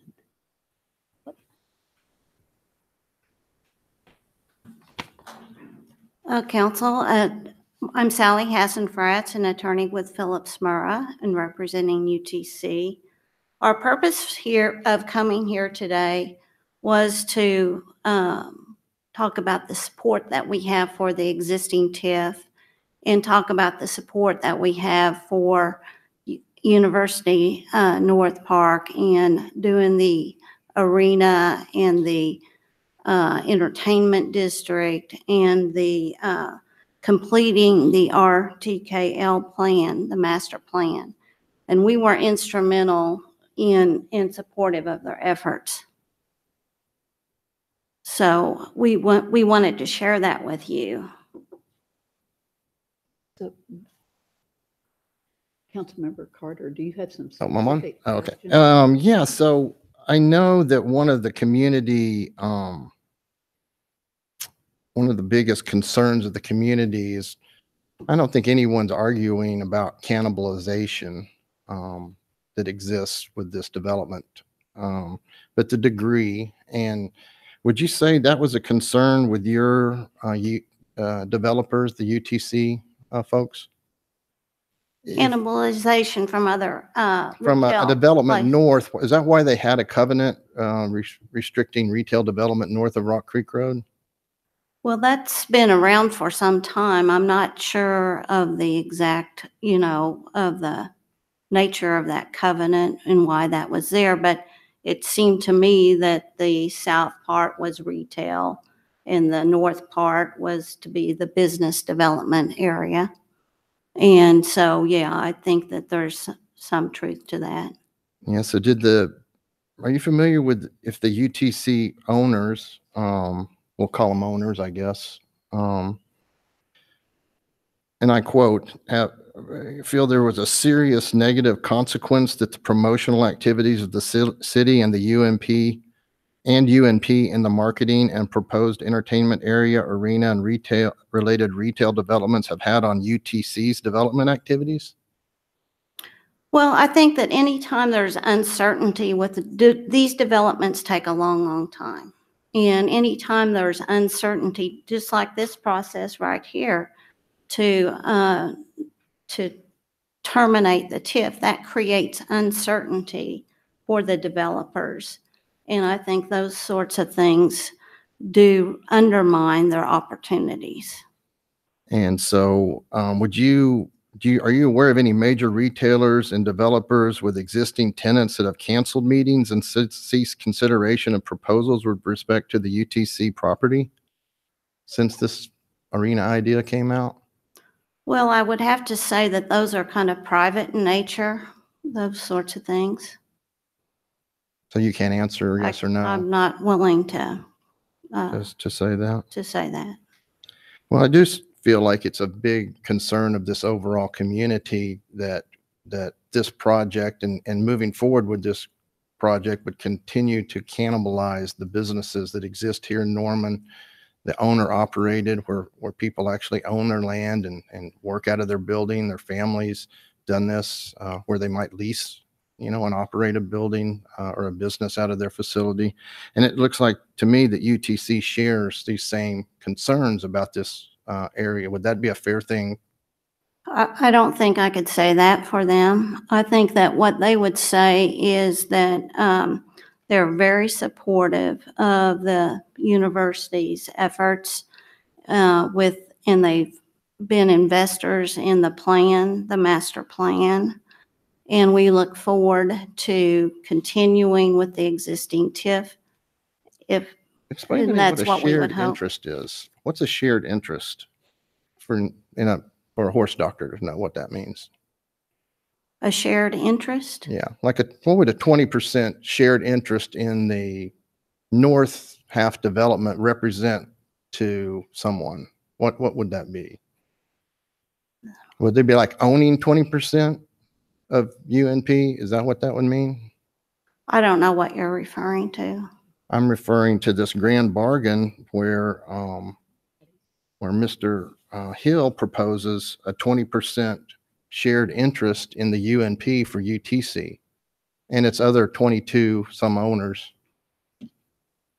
Well, sometimes in the scheme of things, people, if the project were to go forward, there might be certain arrangements that would be made. What we're seeing today is that there is serious opposition to that going forward. So, I doubt that those things would. But one of the go into obstacles, that has been here, I think these guys over here probably thought that this was going to pass. They had 5 votes up here, but there's been a lot of negotiation in what, I mean, you present it as if UTC is just excited about this new development, but they're excited because they've been offered a 20% share interest. Is that true or not true? There's, I can't speak to that.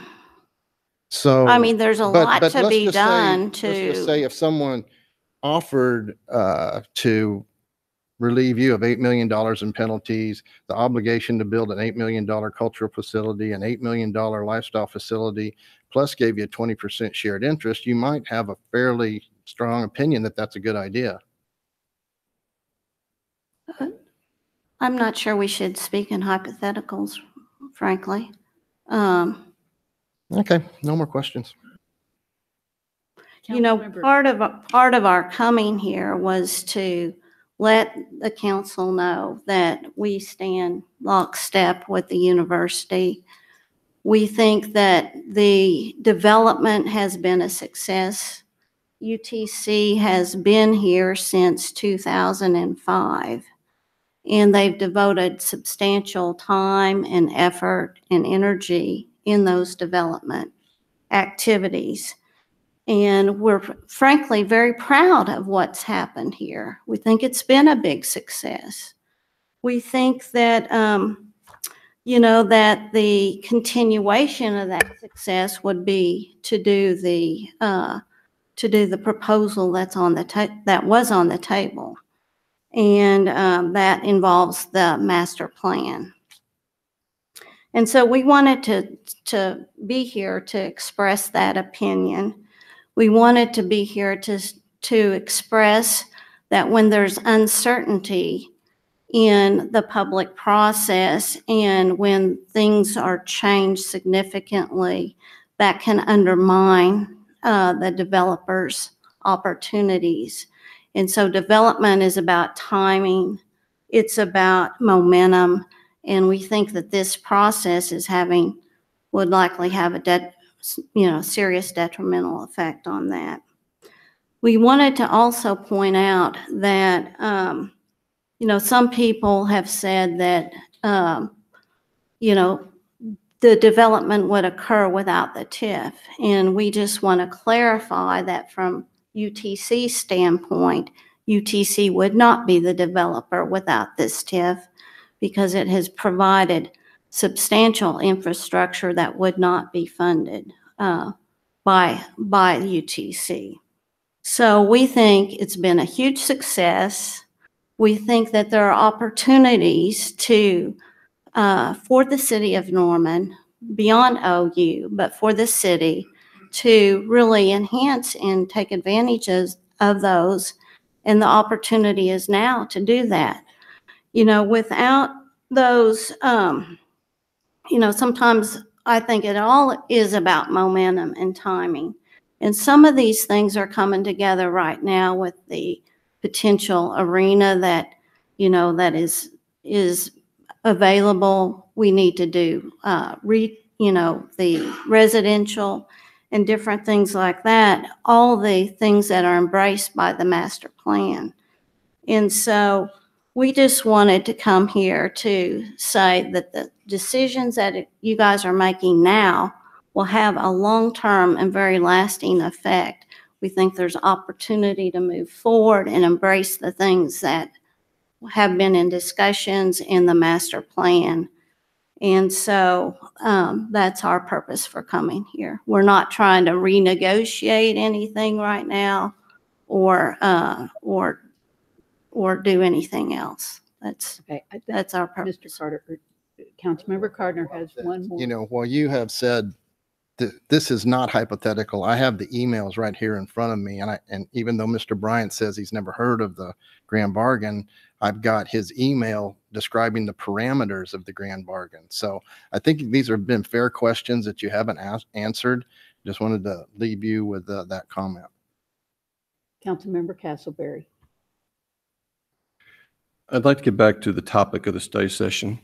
I didn't realize this was a deposition, but I would ask Dr. Carter, if you have information since you've presented it in a public meeting, can you give it to the rest of us? I think I'm going to hold my cards. I think it's a public document now. We'll see. Mr. Bryant, if you introduce something in a public meeting, is it not a public document?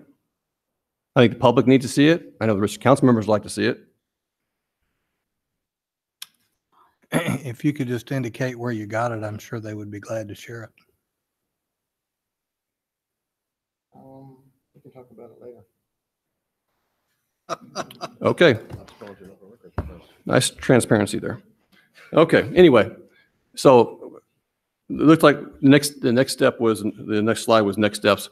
One issue that didn't get addressed I want to talk about was what's the effect on the county and the ad valorem. Will somebody address Norman Public Schools? Yeah. I mean, the next slide just says, next direction doesn't say anything about what we're talking about. So I'd like to be, if we could make sure, I want to address, because I'm concerned about that. And I don't know who's. Okay, just let me say that Okay. my plan was for us to get through this document, then to allow the taxing jurisdictions that are represented. I think that Dr. Bowen had to leave, so we still have a representative from the county. And I know I talked to Nick today, and I plan to recognize them to also talk. The taxing jurisdictions are the ones. Right, they're affected also. So I think I want to know the ramifications. Right. Help me make an informed decision. And I would, again, I'd like to request Dr. Carter, if you have information, please share it with us so we can. I have no idea. You read excerpts from an email and that kind of stuff. I have no idea where it's come from. I mean, from a transparency standpoint, I would just request that you share it with your fellow council members, unless you would like us to do the same going forward. And I don't think anybody's benefited if. Whatever you got, Robert, get it on. No, I'm not talking about that. I'm just talking about withholding information from I mean, I would just wish we'd all share information if you've got it. Okay, gentlemen, we'll Okay. talk about this afterwards, where the information came from. I've never seen any of the information, so we can. Okay, I just talk would like about to it. see it also if it's could be. Let's try to get So- through the subject of the meeting. Councilmember Hickman.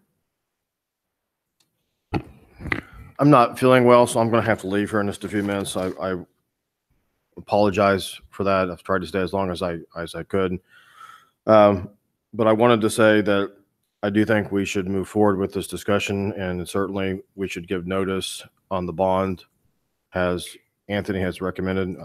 I know that that's the thing that is of a time-sensitive nature, and I just wanted to at least say, from my perspective, that if that means a resolution on the next council agenda, whatever that process is, I do think that we should move forward with that. I am deeply concerned and troubled by the things that I've heard tonight. I've sat up here and talked a great deal about this process and the lack of transparency in this process and the role that people have played in this process and my concerns about the process.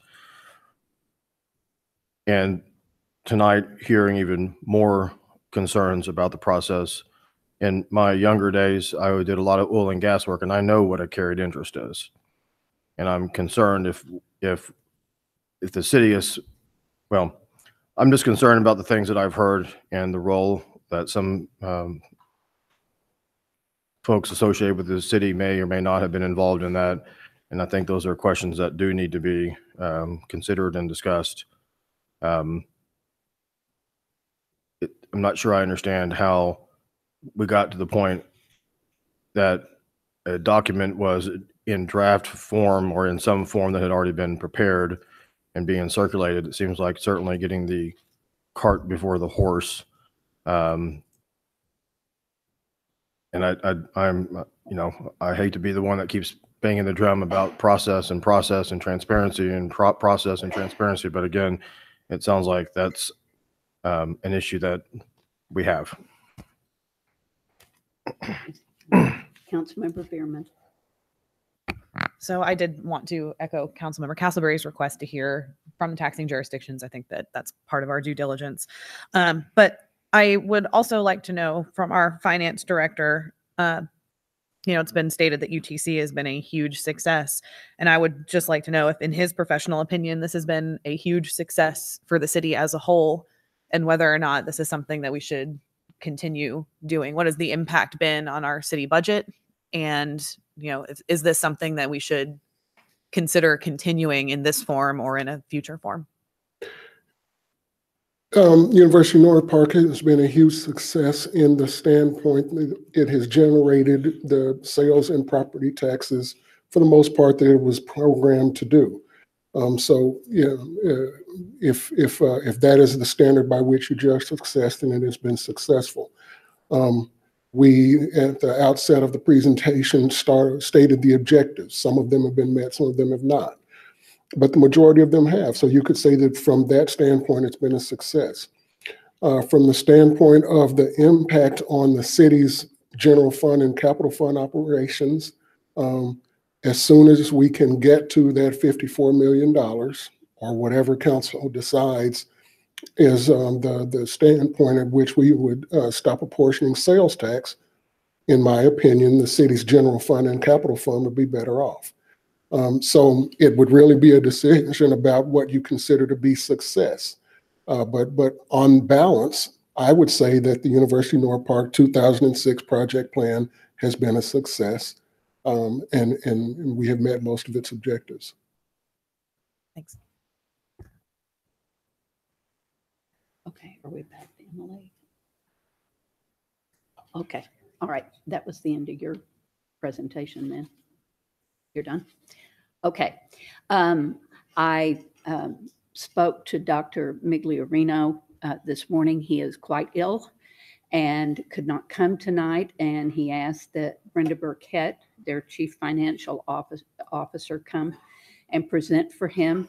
He wanted me to relay that he has studied and been a part of this whole process, and that he would like everyone to understand how passionate he feels about this project and the good that it has done for Norman Public Schools, particularly in these times where funding has been so difficult and unpredictable at the state level, and how important it is for the children of our community. So with that, I believe that Brenda has a letter from Dr. Migliorino.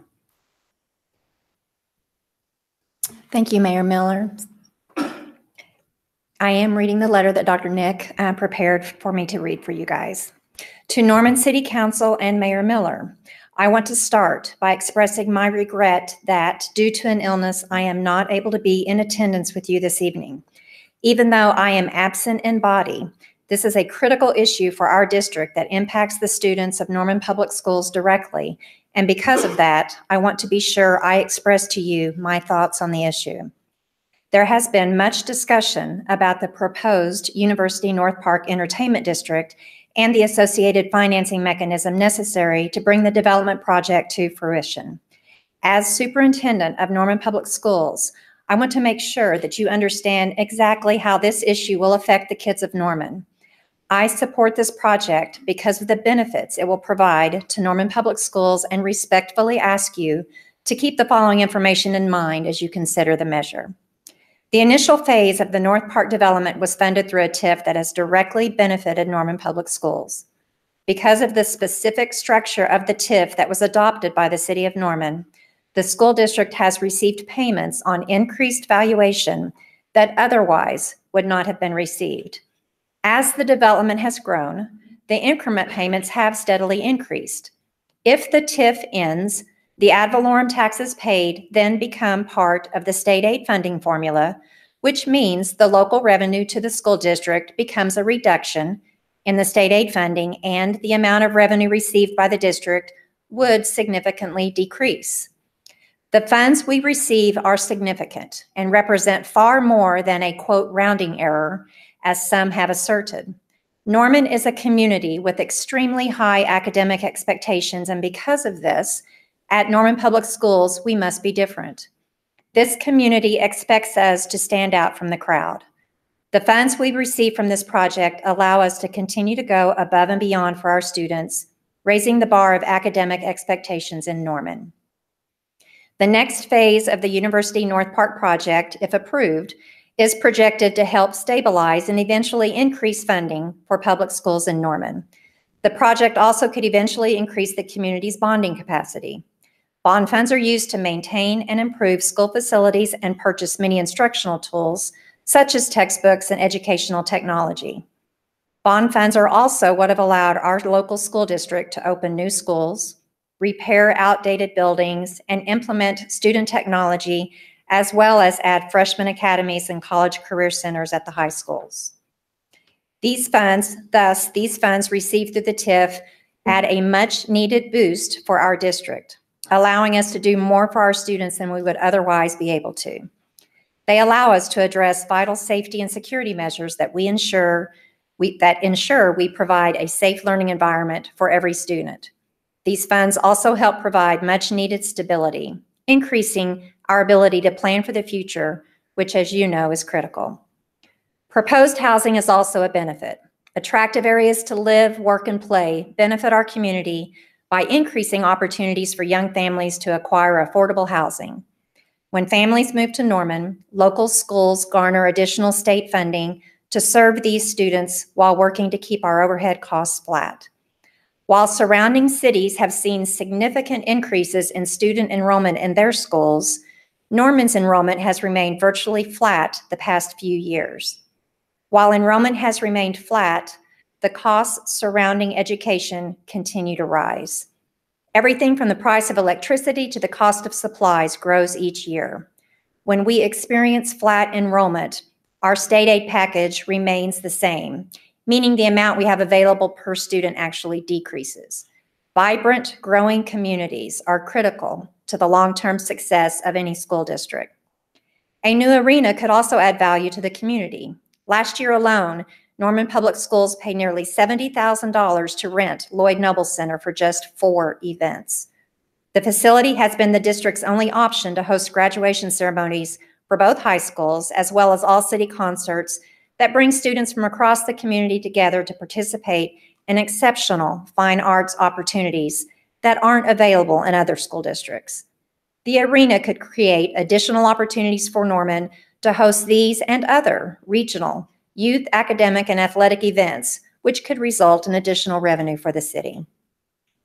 The proposed development and associated TIF is expected to directly and positively impact the students of Norman Public Schools. This project has the potential to boost local schools, increase bonding capacity, improve student enrollment, and create a facility that would benefit Norman students while allowing the school district to reduce our expenditures.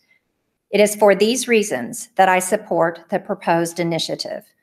We understand that this is a complicated issue with an abundance of financial variables in play. We are open to hearing and exploring new ideas that could allow the TIF to better serve all stakeholders. I'm happy to discuss this with you further. Please do not hesitate to contact me if I can provide additional information. Sincerely, Dr. Millerino. Thank you. Councilmember Wilson. Thank you. I appreciate that. And my question is actually going to be directed at Emily about the broader picture. So I appreciate that. I personally moved. Does anybody else have a question of Brenda? Well, it is about this topic. I just don't want to direct it at Brenda. Okay, well, if you'll wait just a minute, then we'll.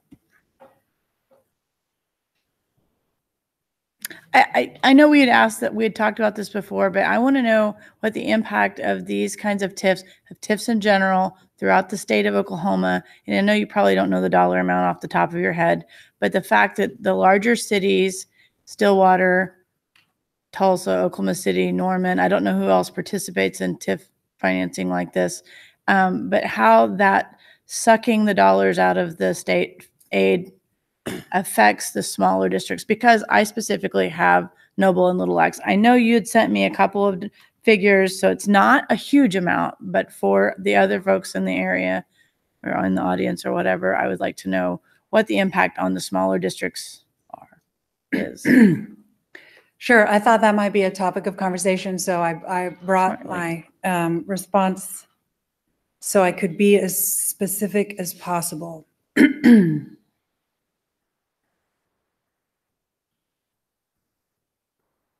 So if we assume that the increment district had developed in exactly the same way and in the same timeline in the absence of the increment district, so this property developed in the same way with the exact same timeline without a tax increment financing district, in the 2017 tax year, the collections from countywide school levy for distribution to Cleveland County school districts could have increased in the aggregate by approximately $11,900. So that's what could have gone to Norman Public Schools? No, so that's all Cleveland County school All Cleveland districts. County, sorry. Yeah. So if one takes into account the 75% offset for distributions in each school district's state aid allocation, the net benefit of such development would be significantly limited, approximately $760 to Little Axe Public Schools. These are the schools you specifically asked me about, and approximately $1,700 to Noble Public Schools. So if you assume a third of the development would have occurred, which is the assumptions that I've made in previous discussions with you, then those amounts decrease to respectively $250 and $570. So the impact is very negligible. It is, but I guess how many of these are going on throughout the state though? I don't know that exactly. I know that Oklahoma City has like 11. Yeah, Oklahoma City has 11 with probably half a dozen more that are authorized but yet to be triggered. Now, there are limitations in the statute for how many TIF districts can be approved within a school district's ad valorem taxing area. So you can't have more than 25% in the school district's area. No more than 25% of the assessed value of the school district's boundaries can be in a TIF district. So that's always examined prior to the adoption of a project plan. So I did have a little information on schools across the state that I thought I'd mention too. So if you, again, assuming that all the development occurred without the increment district, then state aid funding for all other school districts across the state, not just Cleveland County, could increase by approximately $990,000, which is a fraction of the $1.85 billion in state appropriations for state aid for the 2017 fiscal year. So that's, less than 0.05 of 1% of the total state aid budget. And that does not take into account the additional local chargeable income for all other Oklahoma school districts. So again, if you assume that only some of the development would occur, then you would, adjust downward accordingly. I appreciate that. Thank you. Sure. I'm sorry, Brenda. I didn't mean to sidetrack that conversation. All right. Now, are these other questions for Brenda? Okay. Councilmember Castleberry. So this is partly for Brenda and partly for Anthony, I guess. So you said it's about $800,000 is which. So if we were to end the TIF, Norman Public Schools, if we did today, would have $800,000 less money. Yes. And that's because right now we're Right. getting the $800,000 that is not The chargeable. deducted from the state aid formula. So if and when the TIF ends, that $800,000 would no longer be coming to me as an increment amount of money. It would be coming to me as local dollars, but Reduce the it state would part. be a state reduction. Okay. So I guess, this would be a question for Anthony. There's been some discussion that, well, we'll just take this money and make Norman Public Schools whole. Hey, we've got $4 million coming from the TIF. Now it's coming to the general fund. We don't want to hurt public education, so we'll just make Norman Public Schools whole by giving them $800,000 and you get it from us to somewhere else. Can we do that? Can the city of Norman give Cleveland County, War Norman Technology Center, Norman Public Schools, Little Axe, Noble, can we just give them some money to make them whole, or are we like separate legal governmental agencies? How's that work? I first would not confirm or deny the $800,000 figure. Right, that's true. But the city of Norman cannot provide direct funds to another jurisdiction without an agreement with that jurisdiction. It would be some sort of a service agreement. We could provide services to the school districts with them paying for them or not. But as far as just a direct payment for them, I don't believe we could do that. So let me ask you, we've the public safety sales tax authorized that we would be a cost sharing arrangement with the school districts for the SROs. Could we pick up our half, or could we pick up their half as additional payments? That's a very good example of one of the services that the city could Right. provide at no cost. Now, that would, since that's authorized by the voters in the PSST, that would come out of the PSST fund, The PSST fund would basically be picking up that cost. not the general fund. That's correct. And what's the financial Now, the health? general fund could repay them. I got you. What's the financial health of the PSST fund? It is not very healthy either. So $450 or $1,000 for the other half of would be, so Difficult for, if the PSST fund doesn't have enough money to meet its obligations, what happens? basically the general fund, there are obligations in the public safety sales tax ordinance for personnel and other Mhm. things that would have to be provided then by the general fund, So this could end up being an obligation of the general fund. ultimately. Okay. But we couldn't just take money out of the general fund and go directly to Norman Public Schools or More Norman, but the other like More Norman and the library, and they're not affected in the same way because they get all their ad valorem tax. That's my So understanding. it's really the Norman Public Schools is the only one we have to worry about because of unique allocations of the state equalization formula. Yes, sir. Okay. Thank you. Councilmember Hickman. Hey, Brenda, thank you for reading that. That was very well done. As a patron and sponsor, donor, supporter over the years of Norman Public Schools, this is something I'm cautious and concerned about, and I'm familiar with the state aid funding formula. But I think the reality we have to be aware of, is I know you're an excellent chief financial officer and have been awarded and decorated, that the current TIF, whether we do anything or not, in 3 years is going to be fully funded, I believe, from what I heard in 2021. And the district will have to make budgetary changes or take action. And you may have already started working on that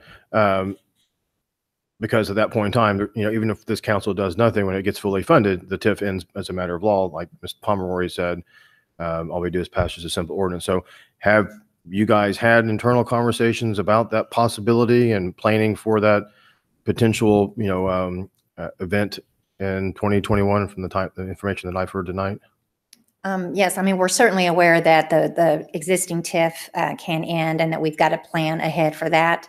That's why Dr. Millerino has asked that if the council decides to end the TIF early, that we have that consideration in place so we can plan accordingly.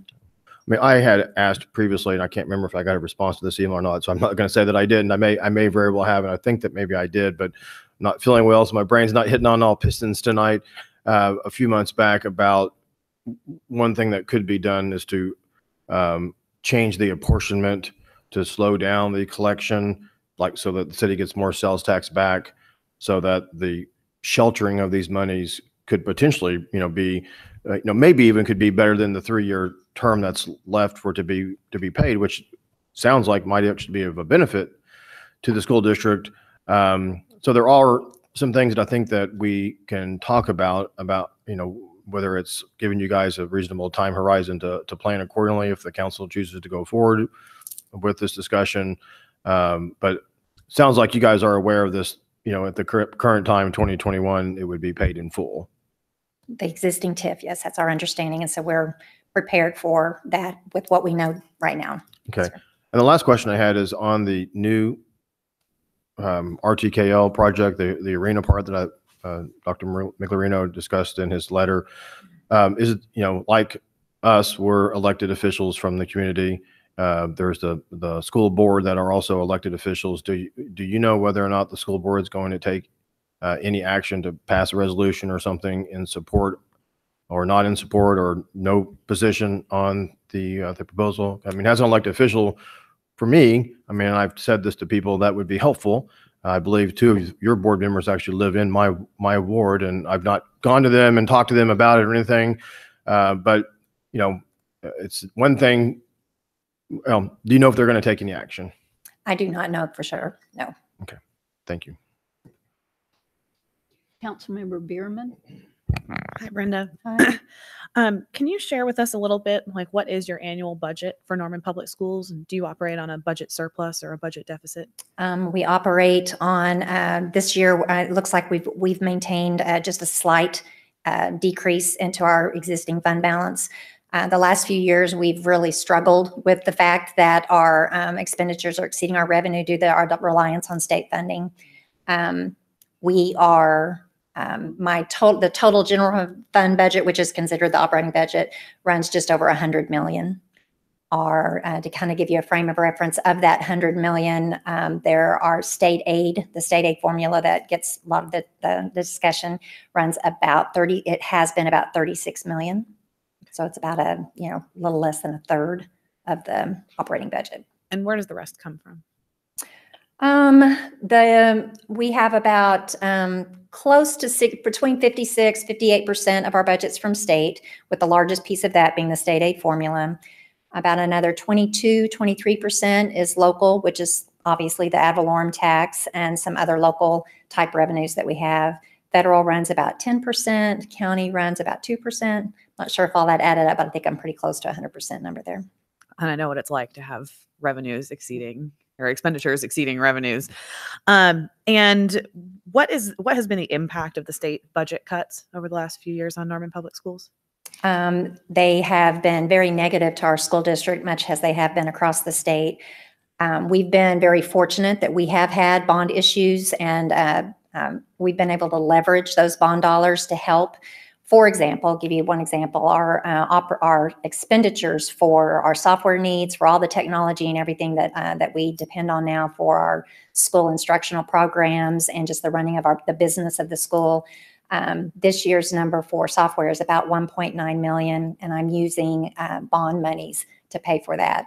If we didn't have the bond dollars available, only other option would be the general fund, and so we would be not rehiring some of our staff. Our class sizes would be larger. So I think big picture, what I would say to you is that the state reductions have been very detrimental. We've been able to offset some of them with just cinching up the belt, as any of us would do if our funding revenues were coming in less, whether that would be personal or own businesses. So as we've looked at trying to see what expenditures can we legally move to either the building fund or to the bond funds, we talk about the SRO program. We've been utilizing some building fund dollars to help meet that obligation. I can't pay for teacher salaries out of the building fund, but I can pay for security and custodial type expenditures out of the building fund. So it's managing the total that's available, staying legal with how we can spend it, and saying no, and making reductions in many of the discretionary areas that are unfortunate, because that definitely impacts our kiddos. Do you have, just to kind of give us an idea of like a number value of what the state cuts have meant on an annual basis for the last couple of years? This last year, we were fortunate. We were only reduced about $400,000 in March. 2 years ago, last year, the year before this one just preceding, we were reduced about 1.5 million, the year before about 1 million. And I think it's important to note that those reductions were not told to us at the beginning of the school year. They hit between January and this last one I said was March, kind of January through April. So as you continue to hear that the state revenue picture is grim, and the legislature saying, you know what, we promised you 36 million, you're going to get 34 million. Sorry. We've already got we're towards the end of the year. That's when our fund balance comes into play. And that's why it's so important to have a strong fund balance. So if you're hit with those kind of things or anything that's unexpected, you're able to not have an impact on students, hopefully, and still not have employees lose their jobs at the end of the year. But as we're looking at our class sizes, as we approach a new year, that funding it drives whether we can have an elementary classroom that has only 21 kids in it, or if we're going to be like some of our peers who are having class sizes at the elementary level that are upwards of 30. And just to be clear, these are annual. This is year over year. So you were cut in 2015, let's say at 1 million. The next year, when you were cut at 1.5 million, that means that cumulatively you're then getting 2.5 million less than you were before the cuts. Yes. Okay. Do you have any idea what the increase or decrease has been in online charter school enrollment over the last few years? I know it's increasing. And I think there's a difference between the virtual charters and the brick and mortar charters. But yes, there's an increase there. But the cumulative effect would certainly have an impact on Norman Public School enrollment. It does. It has an effect on our enrollment, and it has an effect on our state funding. Right. Because state funds are used for those. Right. So then I have two more questions, and they're not, I guess my question is, do you think that municipal governments should be in the business or the habit of trying to replace state funding, or doing what we can to kind of plug that gap? Because I know that this $800,000 is looking like it would increase over the next few years. And I can see that being a really attractive way to try and fix the bleeding from the state level. But, from my perspective, we also have a budget where expenditures are exceeding revenues. And so, that's something I struggle with, is whether or not, local governments, should be in the habit of trying to fix some of these problems. Because while we might be in the lucky position of having some of these options, think that we're lucky in that way. I'm not sure if I'm going to answer your question. What I will say is that when we speak about this $800,000 that the Norman Public Schools received this last year, it was on property that we were not receiving any money on before. It was not money that was being run through the state aid formula that as a chargeable. None of that was ever, nothing had been or is in the state aid formula. As Emily mentioned, the exponential growth that goes on with this TIF opportunity, when it does get paid off, as was asked earlier, that will be a huge amount of dollars going into the state aid formula that would not have gone in otherwise. Emily spoke to quite literally very small numbers if we had just let it develop, and assuming that it just developed at a quote normal rate or a much a slower pace. So when this local money does become part of our assessed valuation and it does get remitted into the state, it will benefit. That there's no doubt that then it will benefit districts across the state. But at this time, it has not taken anything away from other schools across the state that we're getting none of it, just as we were getting none of it before. Right. Yeah. My focus isn't really on other districts, but the position that we are in to be able to, fix some of that budget gap that you're seeing with these annual cuts from the state level, which I have never supported. I think it's shameful that the state is doing what it's doing to education while we're also, leaving the gross production tax at the level that it is. So I'm certainly not willing to give the legislature a pass. But my question, really is, I guess, more of a hypothetical is, that 800,000 projected, if we do pass a new TIF, would exponentially grow. But obviously that kind of lessens the sting, so to speak. But I guess that's, again, a rhetorical question, is whether or not local governments like ours, even though we might have the ability to do this, is that or should that be something that we do? And then my last question is, has anyone entertained other ways to support the Norman Public School budget? Other, kind of creative ways. Councilmember Castleberry suggested things like, finding a way to fully fund the SRO program, or, are there other things that we as a community could be doing to support Norman Public Schools other than an instrument like the TIF? The two big ones that we have right now are partnerships that we have, as mentioned before, the partnership that we have with the city for the SRO program. That's a huge example of working with our local community and trying to put our resources together. Another large one we have is with the Norman Regional Hospital, Norman Regional Foundation. We have RNs and LPNs and health assistants at our schools that we would have never been able to afford on our own. We were meeting them in the middle, if you will, on a 50-50 cost on that program, and they've agreed now with us to keep maintaining the level of funding. So that's another huge example of, not only is it it's not really so much a dollar amount that's coming into our schools. It's for a much needed service, whether you're talking the health services or the safety and the relationships that we're building between those kiddos and those SROs is just phenomenal. We have the Norman Public School Foundation, where many businesses are involved and providing, and that's such an opportunity for our teachers. We have Partners in Education, where even if it's not a dollar that that a business is contributing, that time with those kids, so many of them are just desperate for that human contact and that adult and that mentor type relationship. All of those things are playing into really what makes Norman Public Schools such a successful school district, and one that I'm very proud to work for. And then I guess my last point would just be, I really do encourage the school board, if they feel strongly about this as an entity, to take a position to pass a resolution in support. Again, as an elected body with an impact, with this having an impact on them, I do think that this is something that they should be taking a stance on as a body, and not just Dr. Nick. So, I know Dr. Millerino has had many conversations with them, and I will take that back to him. Thanks, Martin. I appreciate it. I do want to say, as someone that started working in the school system in 1974, I don't ever remember a year where we had any extra money and where it wasn't a struggle.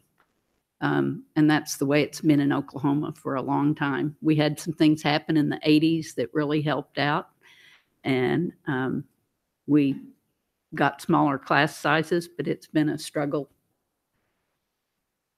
all along. And the thing that makes Norman, the only thing that has kept us going, because we are not a rich community, we are full of governmental agencies, and the thing that's made us as good as we are is collaborations.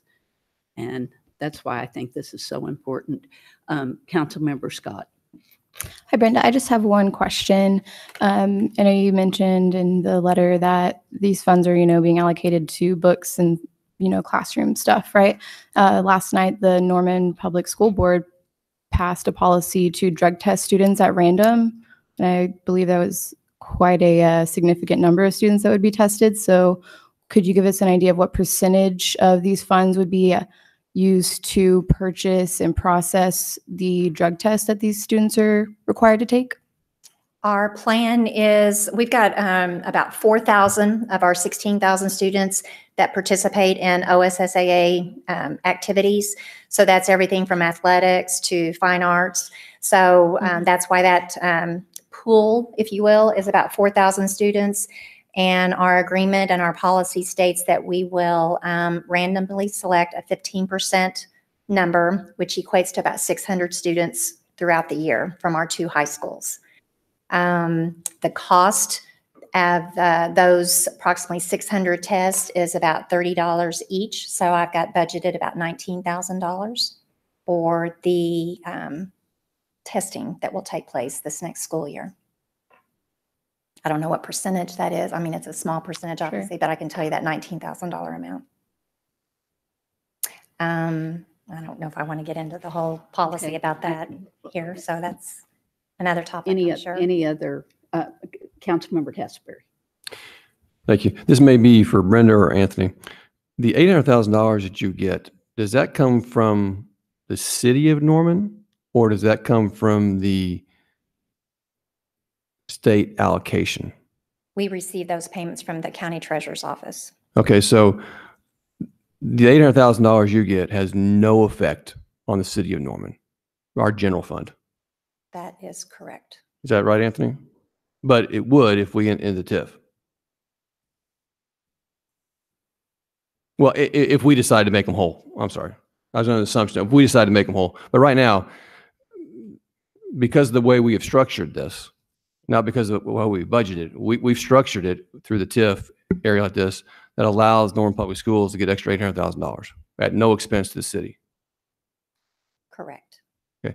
And then I guess my last question is to clarify, because Anthony and I have talked about this today, and we've talked about it in the past also, to follow up on Councilman Hickman's. As long as the TIF is in place, then this revenue stream to you is still there as it grows or whatever it does. So if we were to scale back the TIF, in other words, so if it didn't pay off in 2.5 years, if we change the allocation so it paid off in 5 years or 7 years or 10 years, that would still protect your funding. That is my understanding, yes. Because it doesn't go on to, the assessed value doesn't go on to, onto your chargeability until The it TIF rolls off the TIF. Correct. Okay, so that would be okay. Yes. Want to make sure I had that straight. Thanks.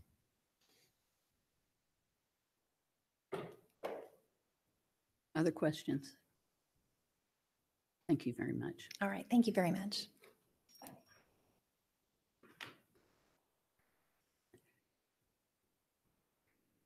Would the county like to make a statement?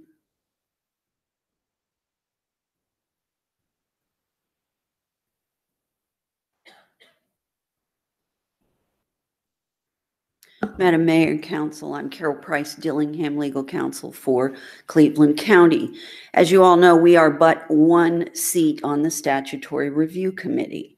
Our job is to let you know through our vote what the effect of any proposed project plan is on the coffers of the county. We can't do that because as process people, we don't like to guess. We don't like to get our crystal ball out and try to look down the road. We don't have anything before the Statutory Review Committee yet. We welcome an opportunity to look at this very, very complex problem if and when you all decide to move it forward. But we believe the process is what's important here.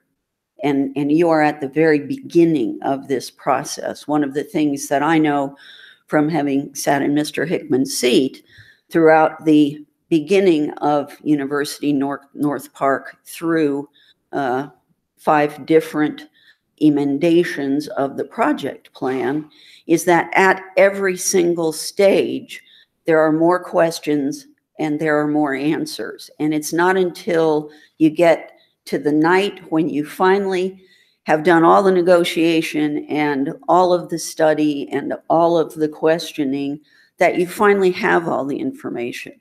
So as counsel for the county, my process is at the front end to help you move through this very complicated project.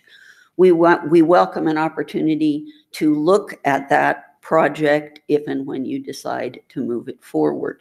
Our job then will be to opine on the effect of the proposed allocation of the ad valorem tax on our ability to govern in the county.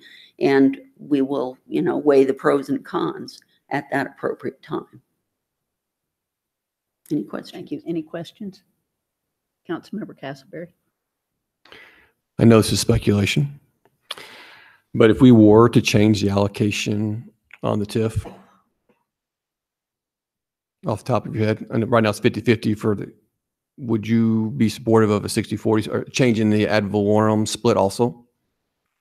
We are open we're absolutely open to looking at any allocation that will allow the project to fund, and as long as we don't believe all other things, that it will impair our ability to serve the citizens. Well, what I'm looking at is reducing your allocation to the TIF so you would get more That's money. correct. Right. So it'd help you get more money up front. Right. It would actually stretch out the TIF a little bit longer, but provide more resources to all of us. If that would be something, I know it's conjecture, you've got a board to go to and stuff like that, but it wouldn't be detrimental.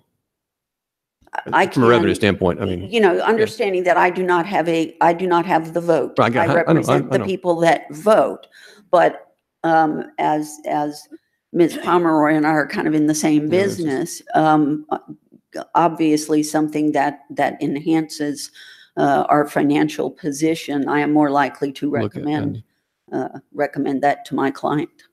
Thank you. Thank you. Other questions? Thank you.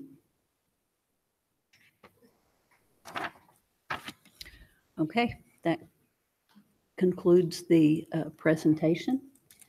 And we have had one recommendation that we go ahead and pay off the bonds. Councilmember Clark.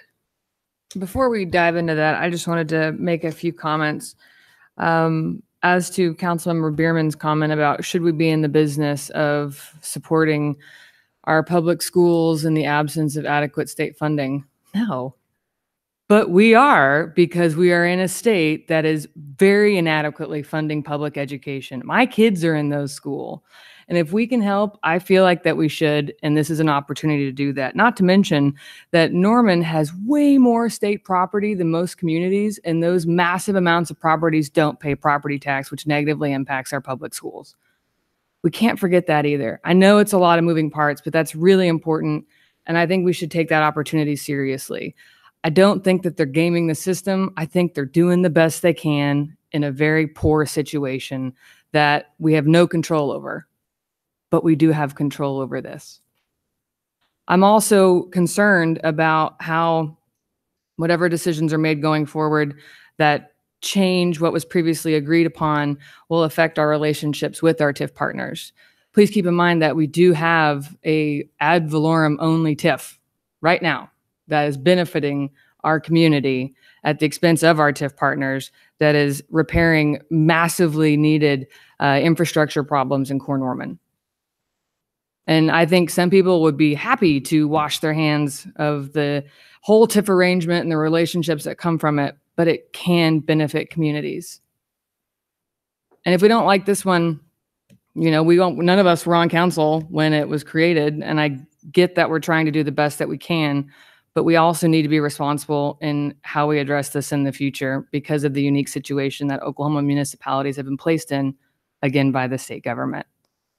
So I think we should be mindful of that. We've spent a lot of time on this, and I'm proud of the effort that we put into it. I think, as Councilmember Wilson said, we've had a lot of great discussions tonight. But we need to be mindful of how it impacts us in the long run. So if we get rid of all of this and no TIFs, well, that's great for the short run, for the next few years, but what are we doing to grow that, to help our general fund? Where's our economic development policies?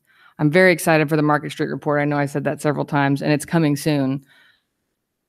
Just be mindful. Councilmember Carter.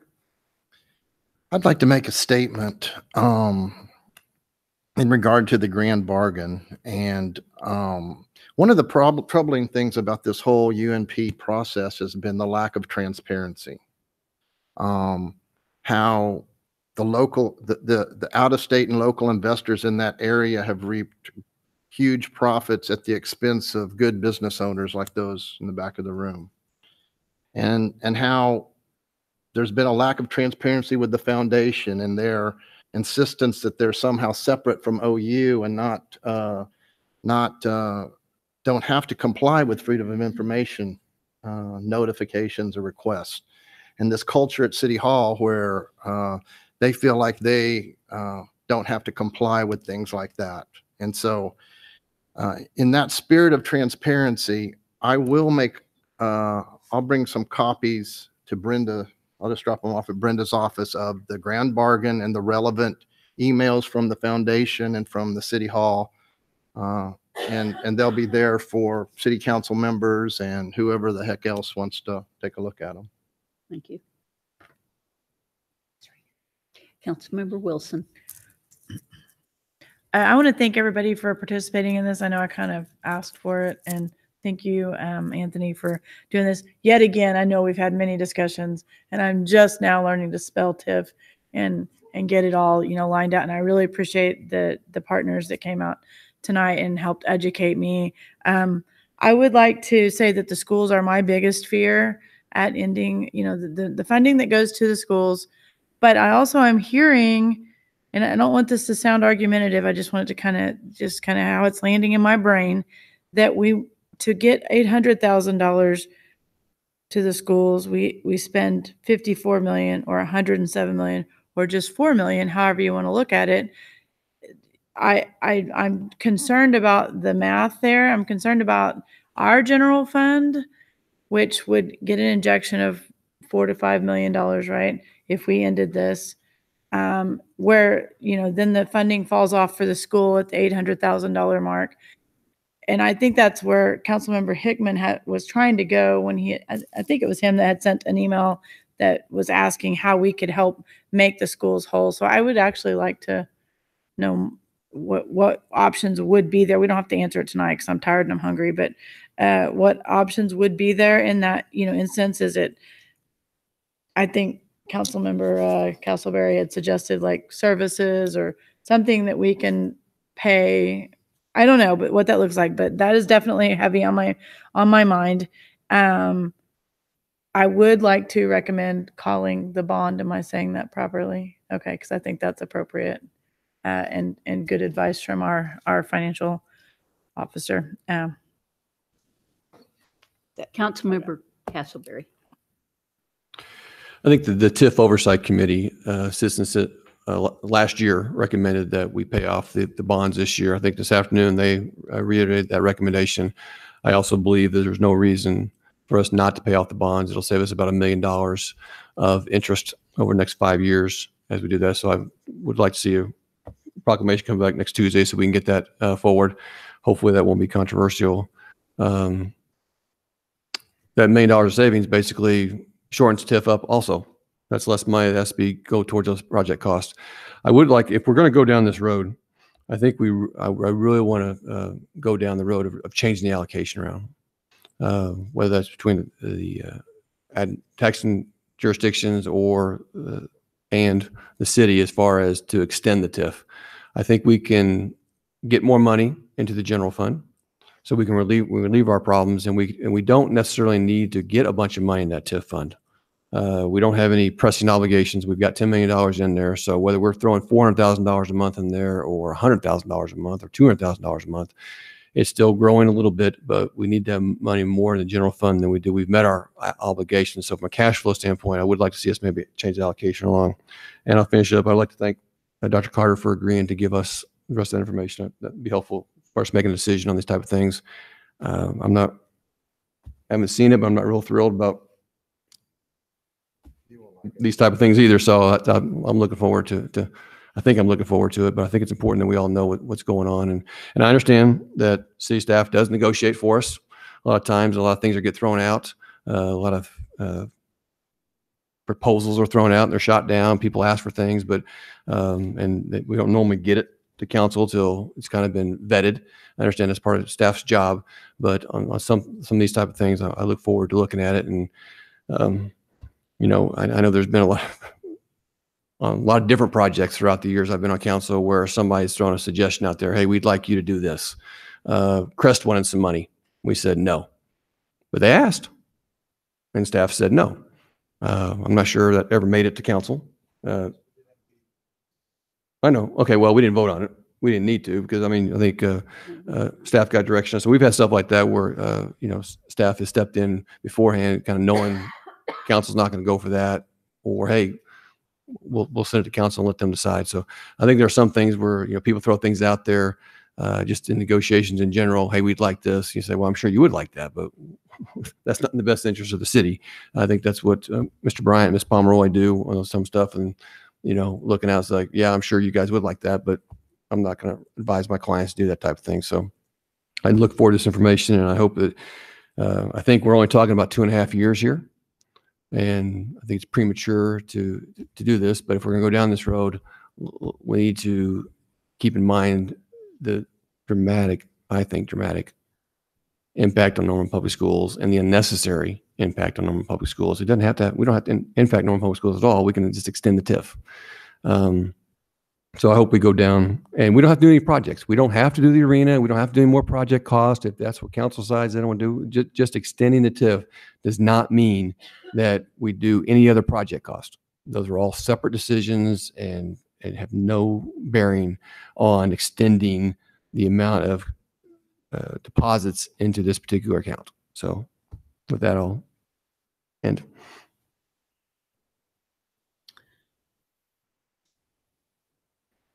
Well, I want to comment on we're spending $54 million because what has been mentioned before, and we have to continue to mention, is the TIF was created to encourage development. That's what it was for, so that we would all get more money as time went along. It's an investment, just like the investments that I have. So I have a problem cutting off my investments before I have to, and before they have appreciated to the greatest extent they can. That being said, and I really don't want to pull the rug out from under the school system, we should definitely pay the bonds off. And we do have an issue with our general fund. And I would like to look at information about reallocation and see what that would do for us in terms of maybe extending it sometime. I don't think we need to rush into anything, but I would like us to look at those things to see what kind of a difference we can make with our general fund if we maybe extend the TIF past the 21, and how that could help our general fund right now. So I would definitely like that information. Other comments? Because we still have another item on our agenda. Councilmember Castleberry. I would just make a comment. I would like to table the second item on our agenda and not discuss that tonight. I think we got a memo on it. Is everybody comfortable with the memo they received on recoupment? Let's get it done. Well, I don't care either. You ready? We're already at 8:20. Come on, guys. Go. Power through it. Just a suggestion. I'll stick around as long as you guys want.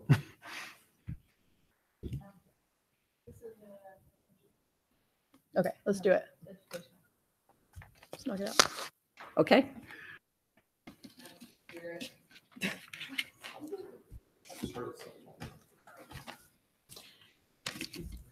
All right, item number 2 on your agenda is discussion regarding the relationship between the development and recoupment process.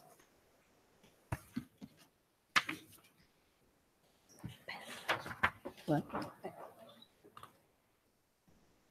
Beth Muckala.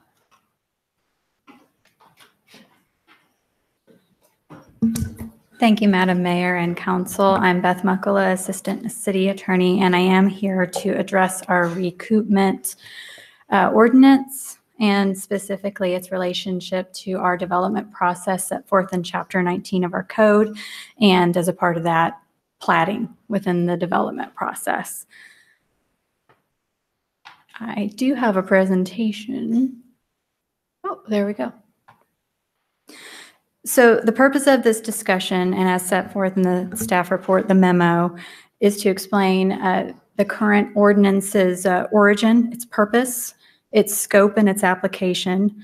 And part of that requires a description of its relationship to our development process, which is set forth in Chapter 19.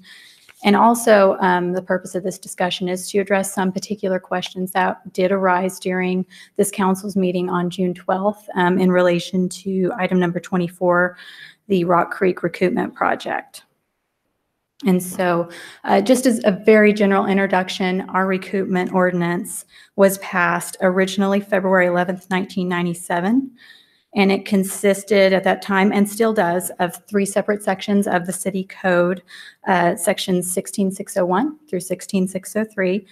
And it has been amended 3 times since passage. And the last time it was amended was in late 2010, I believe, as O1011-11. And so the first section of the ordinance, 16-601, is modeled in conformance with actually Oklahoma law.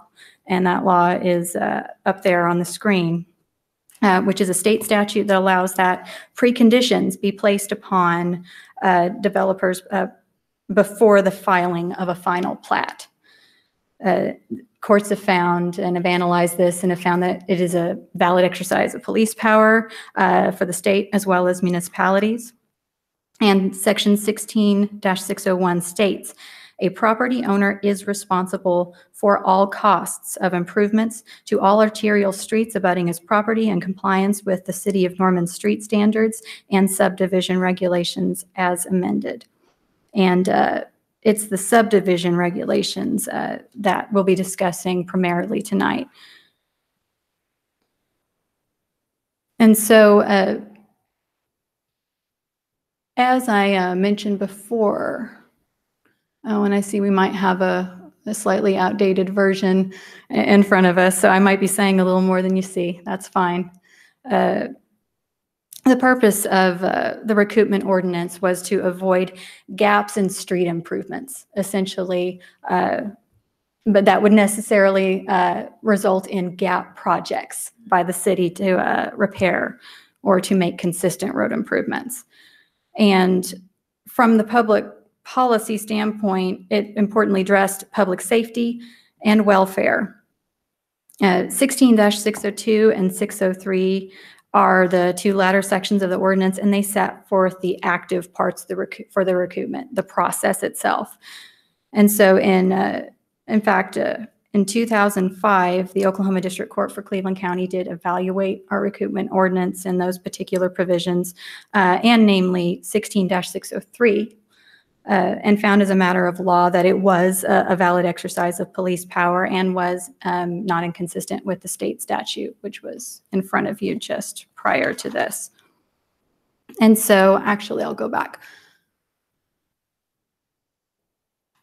Principles of practicality and equity were considered in the passage of this back in 1997 and through the various amendments that occurred since then. From a public perspective, there's more control over street development, can work with the developers for referrals or concurrent instruction, but it also allows the city to choose the timing of a larger project. And so it helps ensure consistent, improved services all at once rather than in gaps. From the perspective of private individuals, parcel owners that are impacted by this, it helps guarantee that everyone's actually responsible when land is developed and people receive the benefit by engaging in a more intense use of their property. And so basically it avoids a later developer getting a free ride from an earlier developer's efforts. And again, there's the language from 16-601, and I wanted to speak about its applicability because that was a subject addressed on June 12th. And as you can see, it is a broad application. A property owner is responsible for all costs of improvements. That's consistent with state statutes, and it's a standard that we've had in place now for 20 years. It's applicable to all costs of street improvements. Those costs are laid out more particularly in 16-603, and I believe in the staff report you did see a list of those. But again, it reaches a wide range of costs. And so in particular in 16-603, right-of-way would be directly attributed, but the cost of obtaining right-of-way as a recoupment cost is directly attributed to the parcel, meaning what's paid is allocated as a recoupable cost. As for the other costs of construction, those are rationed, attributed pro rata for the linear foot of each abutting parcel. And so in that way, everyone who is benefited pro rata is also responsible pro rata.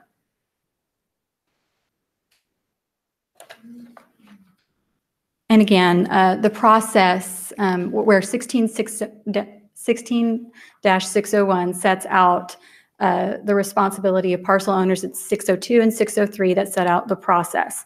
In 602, this is where we were on June 12th with the Rock Creek Recoupment Project, which is the consideration of a resolution declaring the recoupment project. 16-603 comes into play whenever those project costs are known because the project's completed and it can be calculated.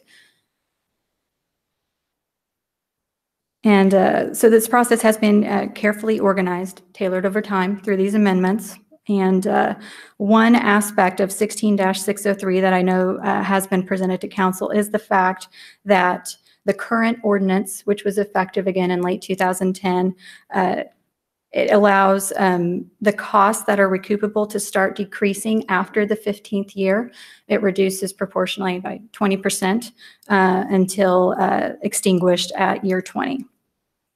And also a part of 16-603, for those parcels that don't donate, there is an inflation factor that is calculated up through the 15th year, as well as an applicable 2% administrative fee for the recoupment process. And so development was discussed as an important, as having an important relationship to the recoupment ordinance, and it does. In front of you is the definition of development, and a question that was raised on June 12th was its relationship to recoupment. In section 16-601, the responsibility for the cost of street improvements is literally directly tied to this by the reference to subdivision regulations. And there's two important points of this definition of development that's set forth in Chapter 19, which is first that it does presume applicability to situations with existing structures. That was one question, a vacant parcel versus something that has been developed or built upon in any way. So it is applicable where there are existing structures. And it's also applicable where there are residences, actual residences, as opposed to just commercial businesses. And Chapter 19 provides that development can only occur following the filing of a final plat. Essentially, the final plat must be filed before you can proceed to development. And so that is how platting actually ties into our development process and becomes one of the applicable triggers for our recoupment process. Section 19-901 sets forth that requirement. In section 19-310, the jurisdiction, or I'm sorry, yeah. Oh, I'm sorry, no. In section 19-310, it states specifically that before the final plat can actually be accepted by the city, these public easements and rights of way must be dedicated. So again, that's tying it back into the recoupment process. Specifically, platting is referenced actually within our recoupment ordinance in two different sections in 16-603. And as far as where plating comes into recoupment, the first thing it does is help us identify which parcels will not be subject to recoupment if they are platted already. And second, it acts to vest the city's interest in the recoupable costs that are assigned once a recoupment project is completed. And so again, the process has been tailored over time. Even in Chapter 19, the jurisdiction of platting is set out in Section 19-103, and it lists where platting must occur for certain types of development. There are a couple of broader exceptions to the platting requirements, such as agricultural parcels, parcels that are larger than 40 acres, but otherwise the jurisdiction is spelled out there. And secondly, Chapter 19 sets out a whole set of variations and exemptions from either the platting process or from responsibility for street improvements. Again, these are rules that have been developed by the council over time in recognition of items or concerns that have arisen in application of the ordinance over time. Some of those, just for an example, first would be an example of where you don't have to pay for the, well, actually, in the latest amendment that occurred in late 2010, one thing that was addressed was the idea of not having to pay for the same utility location twice. And also in that same amendment, the city recognized that bond and federal funds that were obtained for the project should be removed from recoupment fees. And so that allows the parcel owners to take advantage of the city's efforts in that regard. So in that way, it can actually be a benefit. And importantly, one of the triggers built into the recoupment ordinance from the beginning is the fact that it does have a reduction. It was a different time frame. I believe it started reducing at 20 years previously through the 30th year. That was amended and became 20 years total, with reductions beginning at year 15. And the other important limitation is that it is the activity of the parcel owner that actually controls whether or not the vesting occurs, the vesting of the recoupment interest by the city. And this slide just gives examples of recent recoupment projects that have been before council. And the Rock Creek one is not on this list. That was on June 12th. But you can see here, within the last 5 years, there have been 3 projects that have been declared by resolution. And there is an upcoming project, the 36th Avenue Northwest Bond Project, which involves 3 unplatted parcels on which residences exist. So that is something we can show you in some slides that are coming forward. But first, I did want to address particular questions arising from the Rock Creek recoupment project that was before council on June 12th. And a representative of one of the parcel owners, Mr. Marr, did attend the meeting and raised 2 issues that I've tried to summarize and address, which is first, applicability of our ordinance in general, and second, the particular history of this parcel and how it should or should it fall into this recoupment project. So first, on the question of applicability, should it apply to a parcel that is not vacant? Should it apply where there's a residence built upon it? And under our code, as it is currently drafted, the recoupment ordinance and how it relates to Chapter 19, yes, it should apply to parcels, even where a residence has been constructed if it is not platted and already dedicated those easements. And the reason for that is one that was anticipated at the time of passage, which is parcels that exist close to other developed parcels and that are themselves not yet developed in a more intense use are actually prime targets for that type of more intense use in the future. And so that is why it is important to include them in these recoupment projects. And I'll show some examples going forward. But as to applicability, as the ordinance is currently written, yes, it is applicable to unplatted residential parcels. And as to the history of this parcel in particular, I believe there was some discussion of a certificate of survey being filed, and we've gone back and done a lot of research on this. And it was not actually a certificate of survey. that occurred with this plat, what happened is there was a process where this parcel was purchased, the home was demolished, and in order to get a building permit, they had to go through the development process. They ultimately went through a rezoning and filed a short form plat. And part of the requirements of a short form plat is that, of course, the easements and rights of way be on this document. Only because it's a short form plat, they have to be conveyed by separate instrument. And so when our when our highway, our street improvement projects begin, our consultants, they go and they look at county for these filings. And in this case, we did not have that separate instrument passing those easements and rights of way from that particular parcel. Our consultant did not locate them.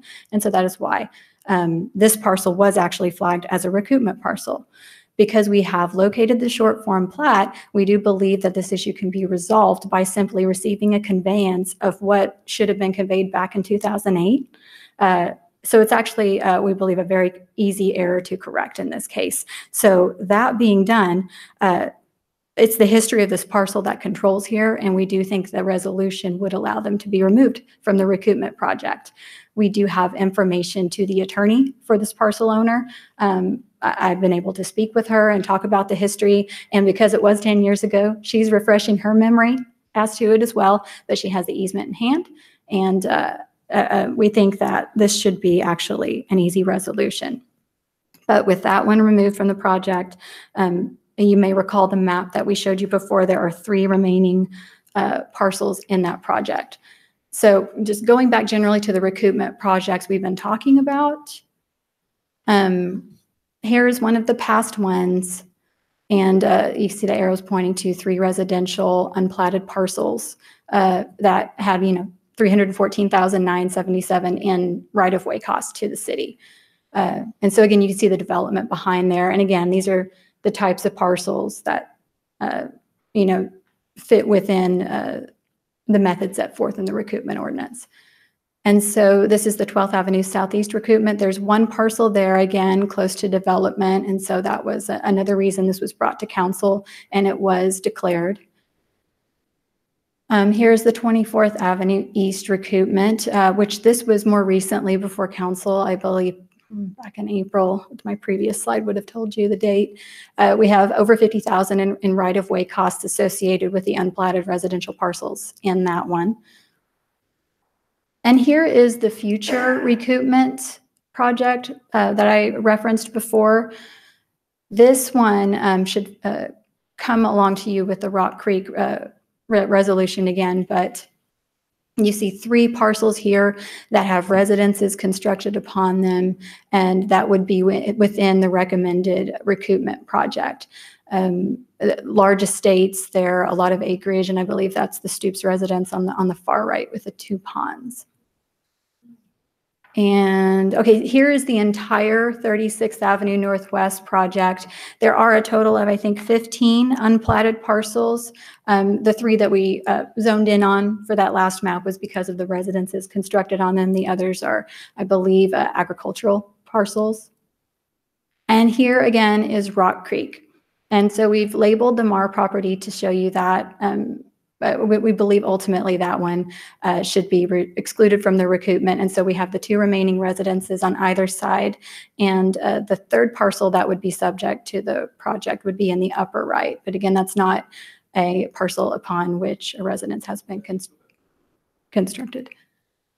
Yes. Well, Ruby Grant Park is on there. So I'm assuming that the city would be subject to the same recoupment. Although we're never going to probably develop it as commercial, but we would still. Or how does that play? And I highlight there. How's that play into? Well, the city isn't subject to platting under ordinances. So from the standard standpoint of applying the ordinance, it's not subject. It wouldn't trigger. However, also the city probably also would donate the right of way. So there's an issue there, but.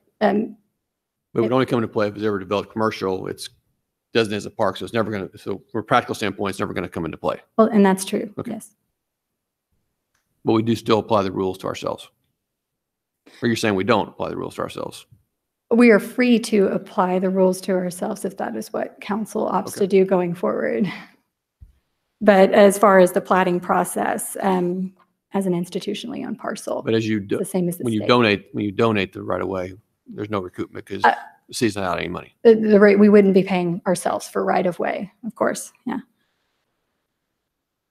Going backwards. There we go.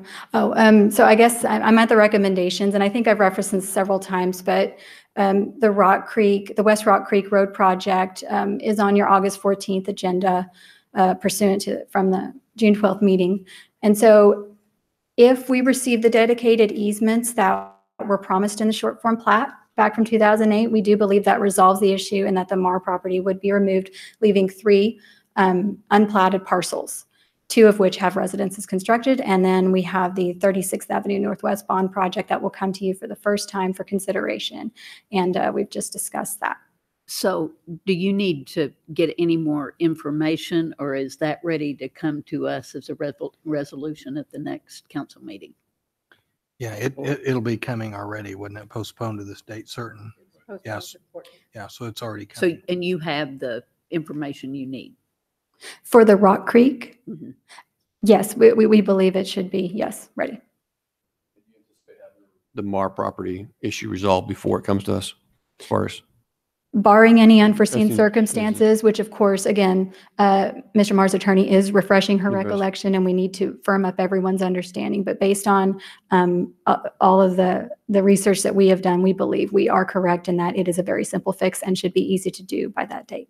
and they seem to be agreeable to that so far. The discussions have been very positive. Okay. She's been very responsive and cooperative.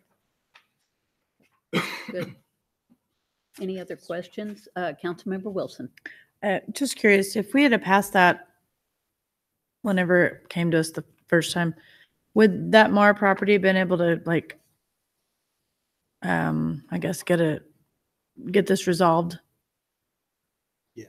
Yes. I mean, is there, I guess my question is actually, is there a process in place for when we do recoupments for properties that maybe are in error? We have, so that next time I don't panic and say, well, we should table it because I'm concerned about a property owner. Yes, and I can address that from a few directions. First, we do send notices of the intent to declare the project so that hopefully in most cases we will be able to resolve those questions on the front end. And we could have had that research and hopefully resolved that from the back end if it were passed. There's the option, of addressing the resolution that might need to change. But then a more simple approach is just that the recoupment ordinance does provide that these are eligible recoupment costs, and the city does have the ability to address the equitable factors of a situation in order to correct an issue such as that. That's good to know, and I really appreciate your presentation. You're welcome. Councilmember Clark? I guess my question is more for Sean. We all know that I've been concerned about the lack of sidewalks on 12th Street and Rock Creek. So could we go ahead and do recoupments on that area to at least get a complete sidewalk on a major state highway, well, a state highway through our cities to have complete sidewalks? Would that be an option? Councilmember, I think so. We've never used recoupment for sidewalks specifically that I know of. Jeff might have to back me up here. In the 20 years that you've had the recoupment ordinance has really been dedicated for the purposes of major roadways, during which we usually do sidewalks, so it's been a non-issue. But I don't know that the recoupment ordinance could not be used in that way specific to sidewalk development in any corridor. It'd be worth looking into because it is a major corridor. We're looking at our ADA accessibility throughout the community, and it's really frustrating to tell my residents, oh, just wait for development when all they want is a sidewalk. Absolutely. And that, again, that would come with sort of the same process. The city would initiate a project to build the sidewalk, and the recoupment ordinance would be used to make sure that none of those properties get a free ride, if you will. They would have to pay that back upon development. Well, and while we're looking at it, my preference would be the east side of 12th because that's Sutton, and I don't know how that would even work. Understand. So again, we're back to the city-owned park or state-owned park that would be I learned a exempt lot anyway, about but- recoupment, Mayor. I'm ready to use it and Sure. get some sidewalks for my residents. No, we're happy to explore that further, happy to do that further. And I know we've talked briefly about other creative mechanisms to get more large gap sidewalk projects built, and this would be one of those, I think. Okay, great. Thank you, Sean. Thank you.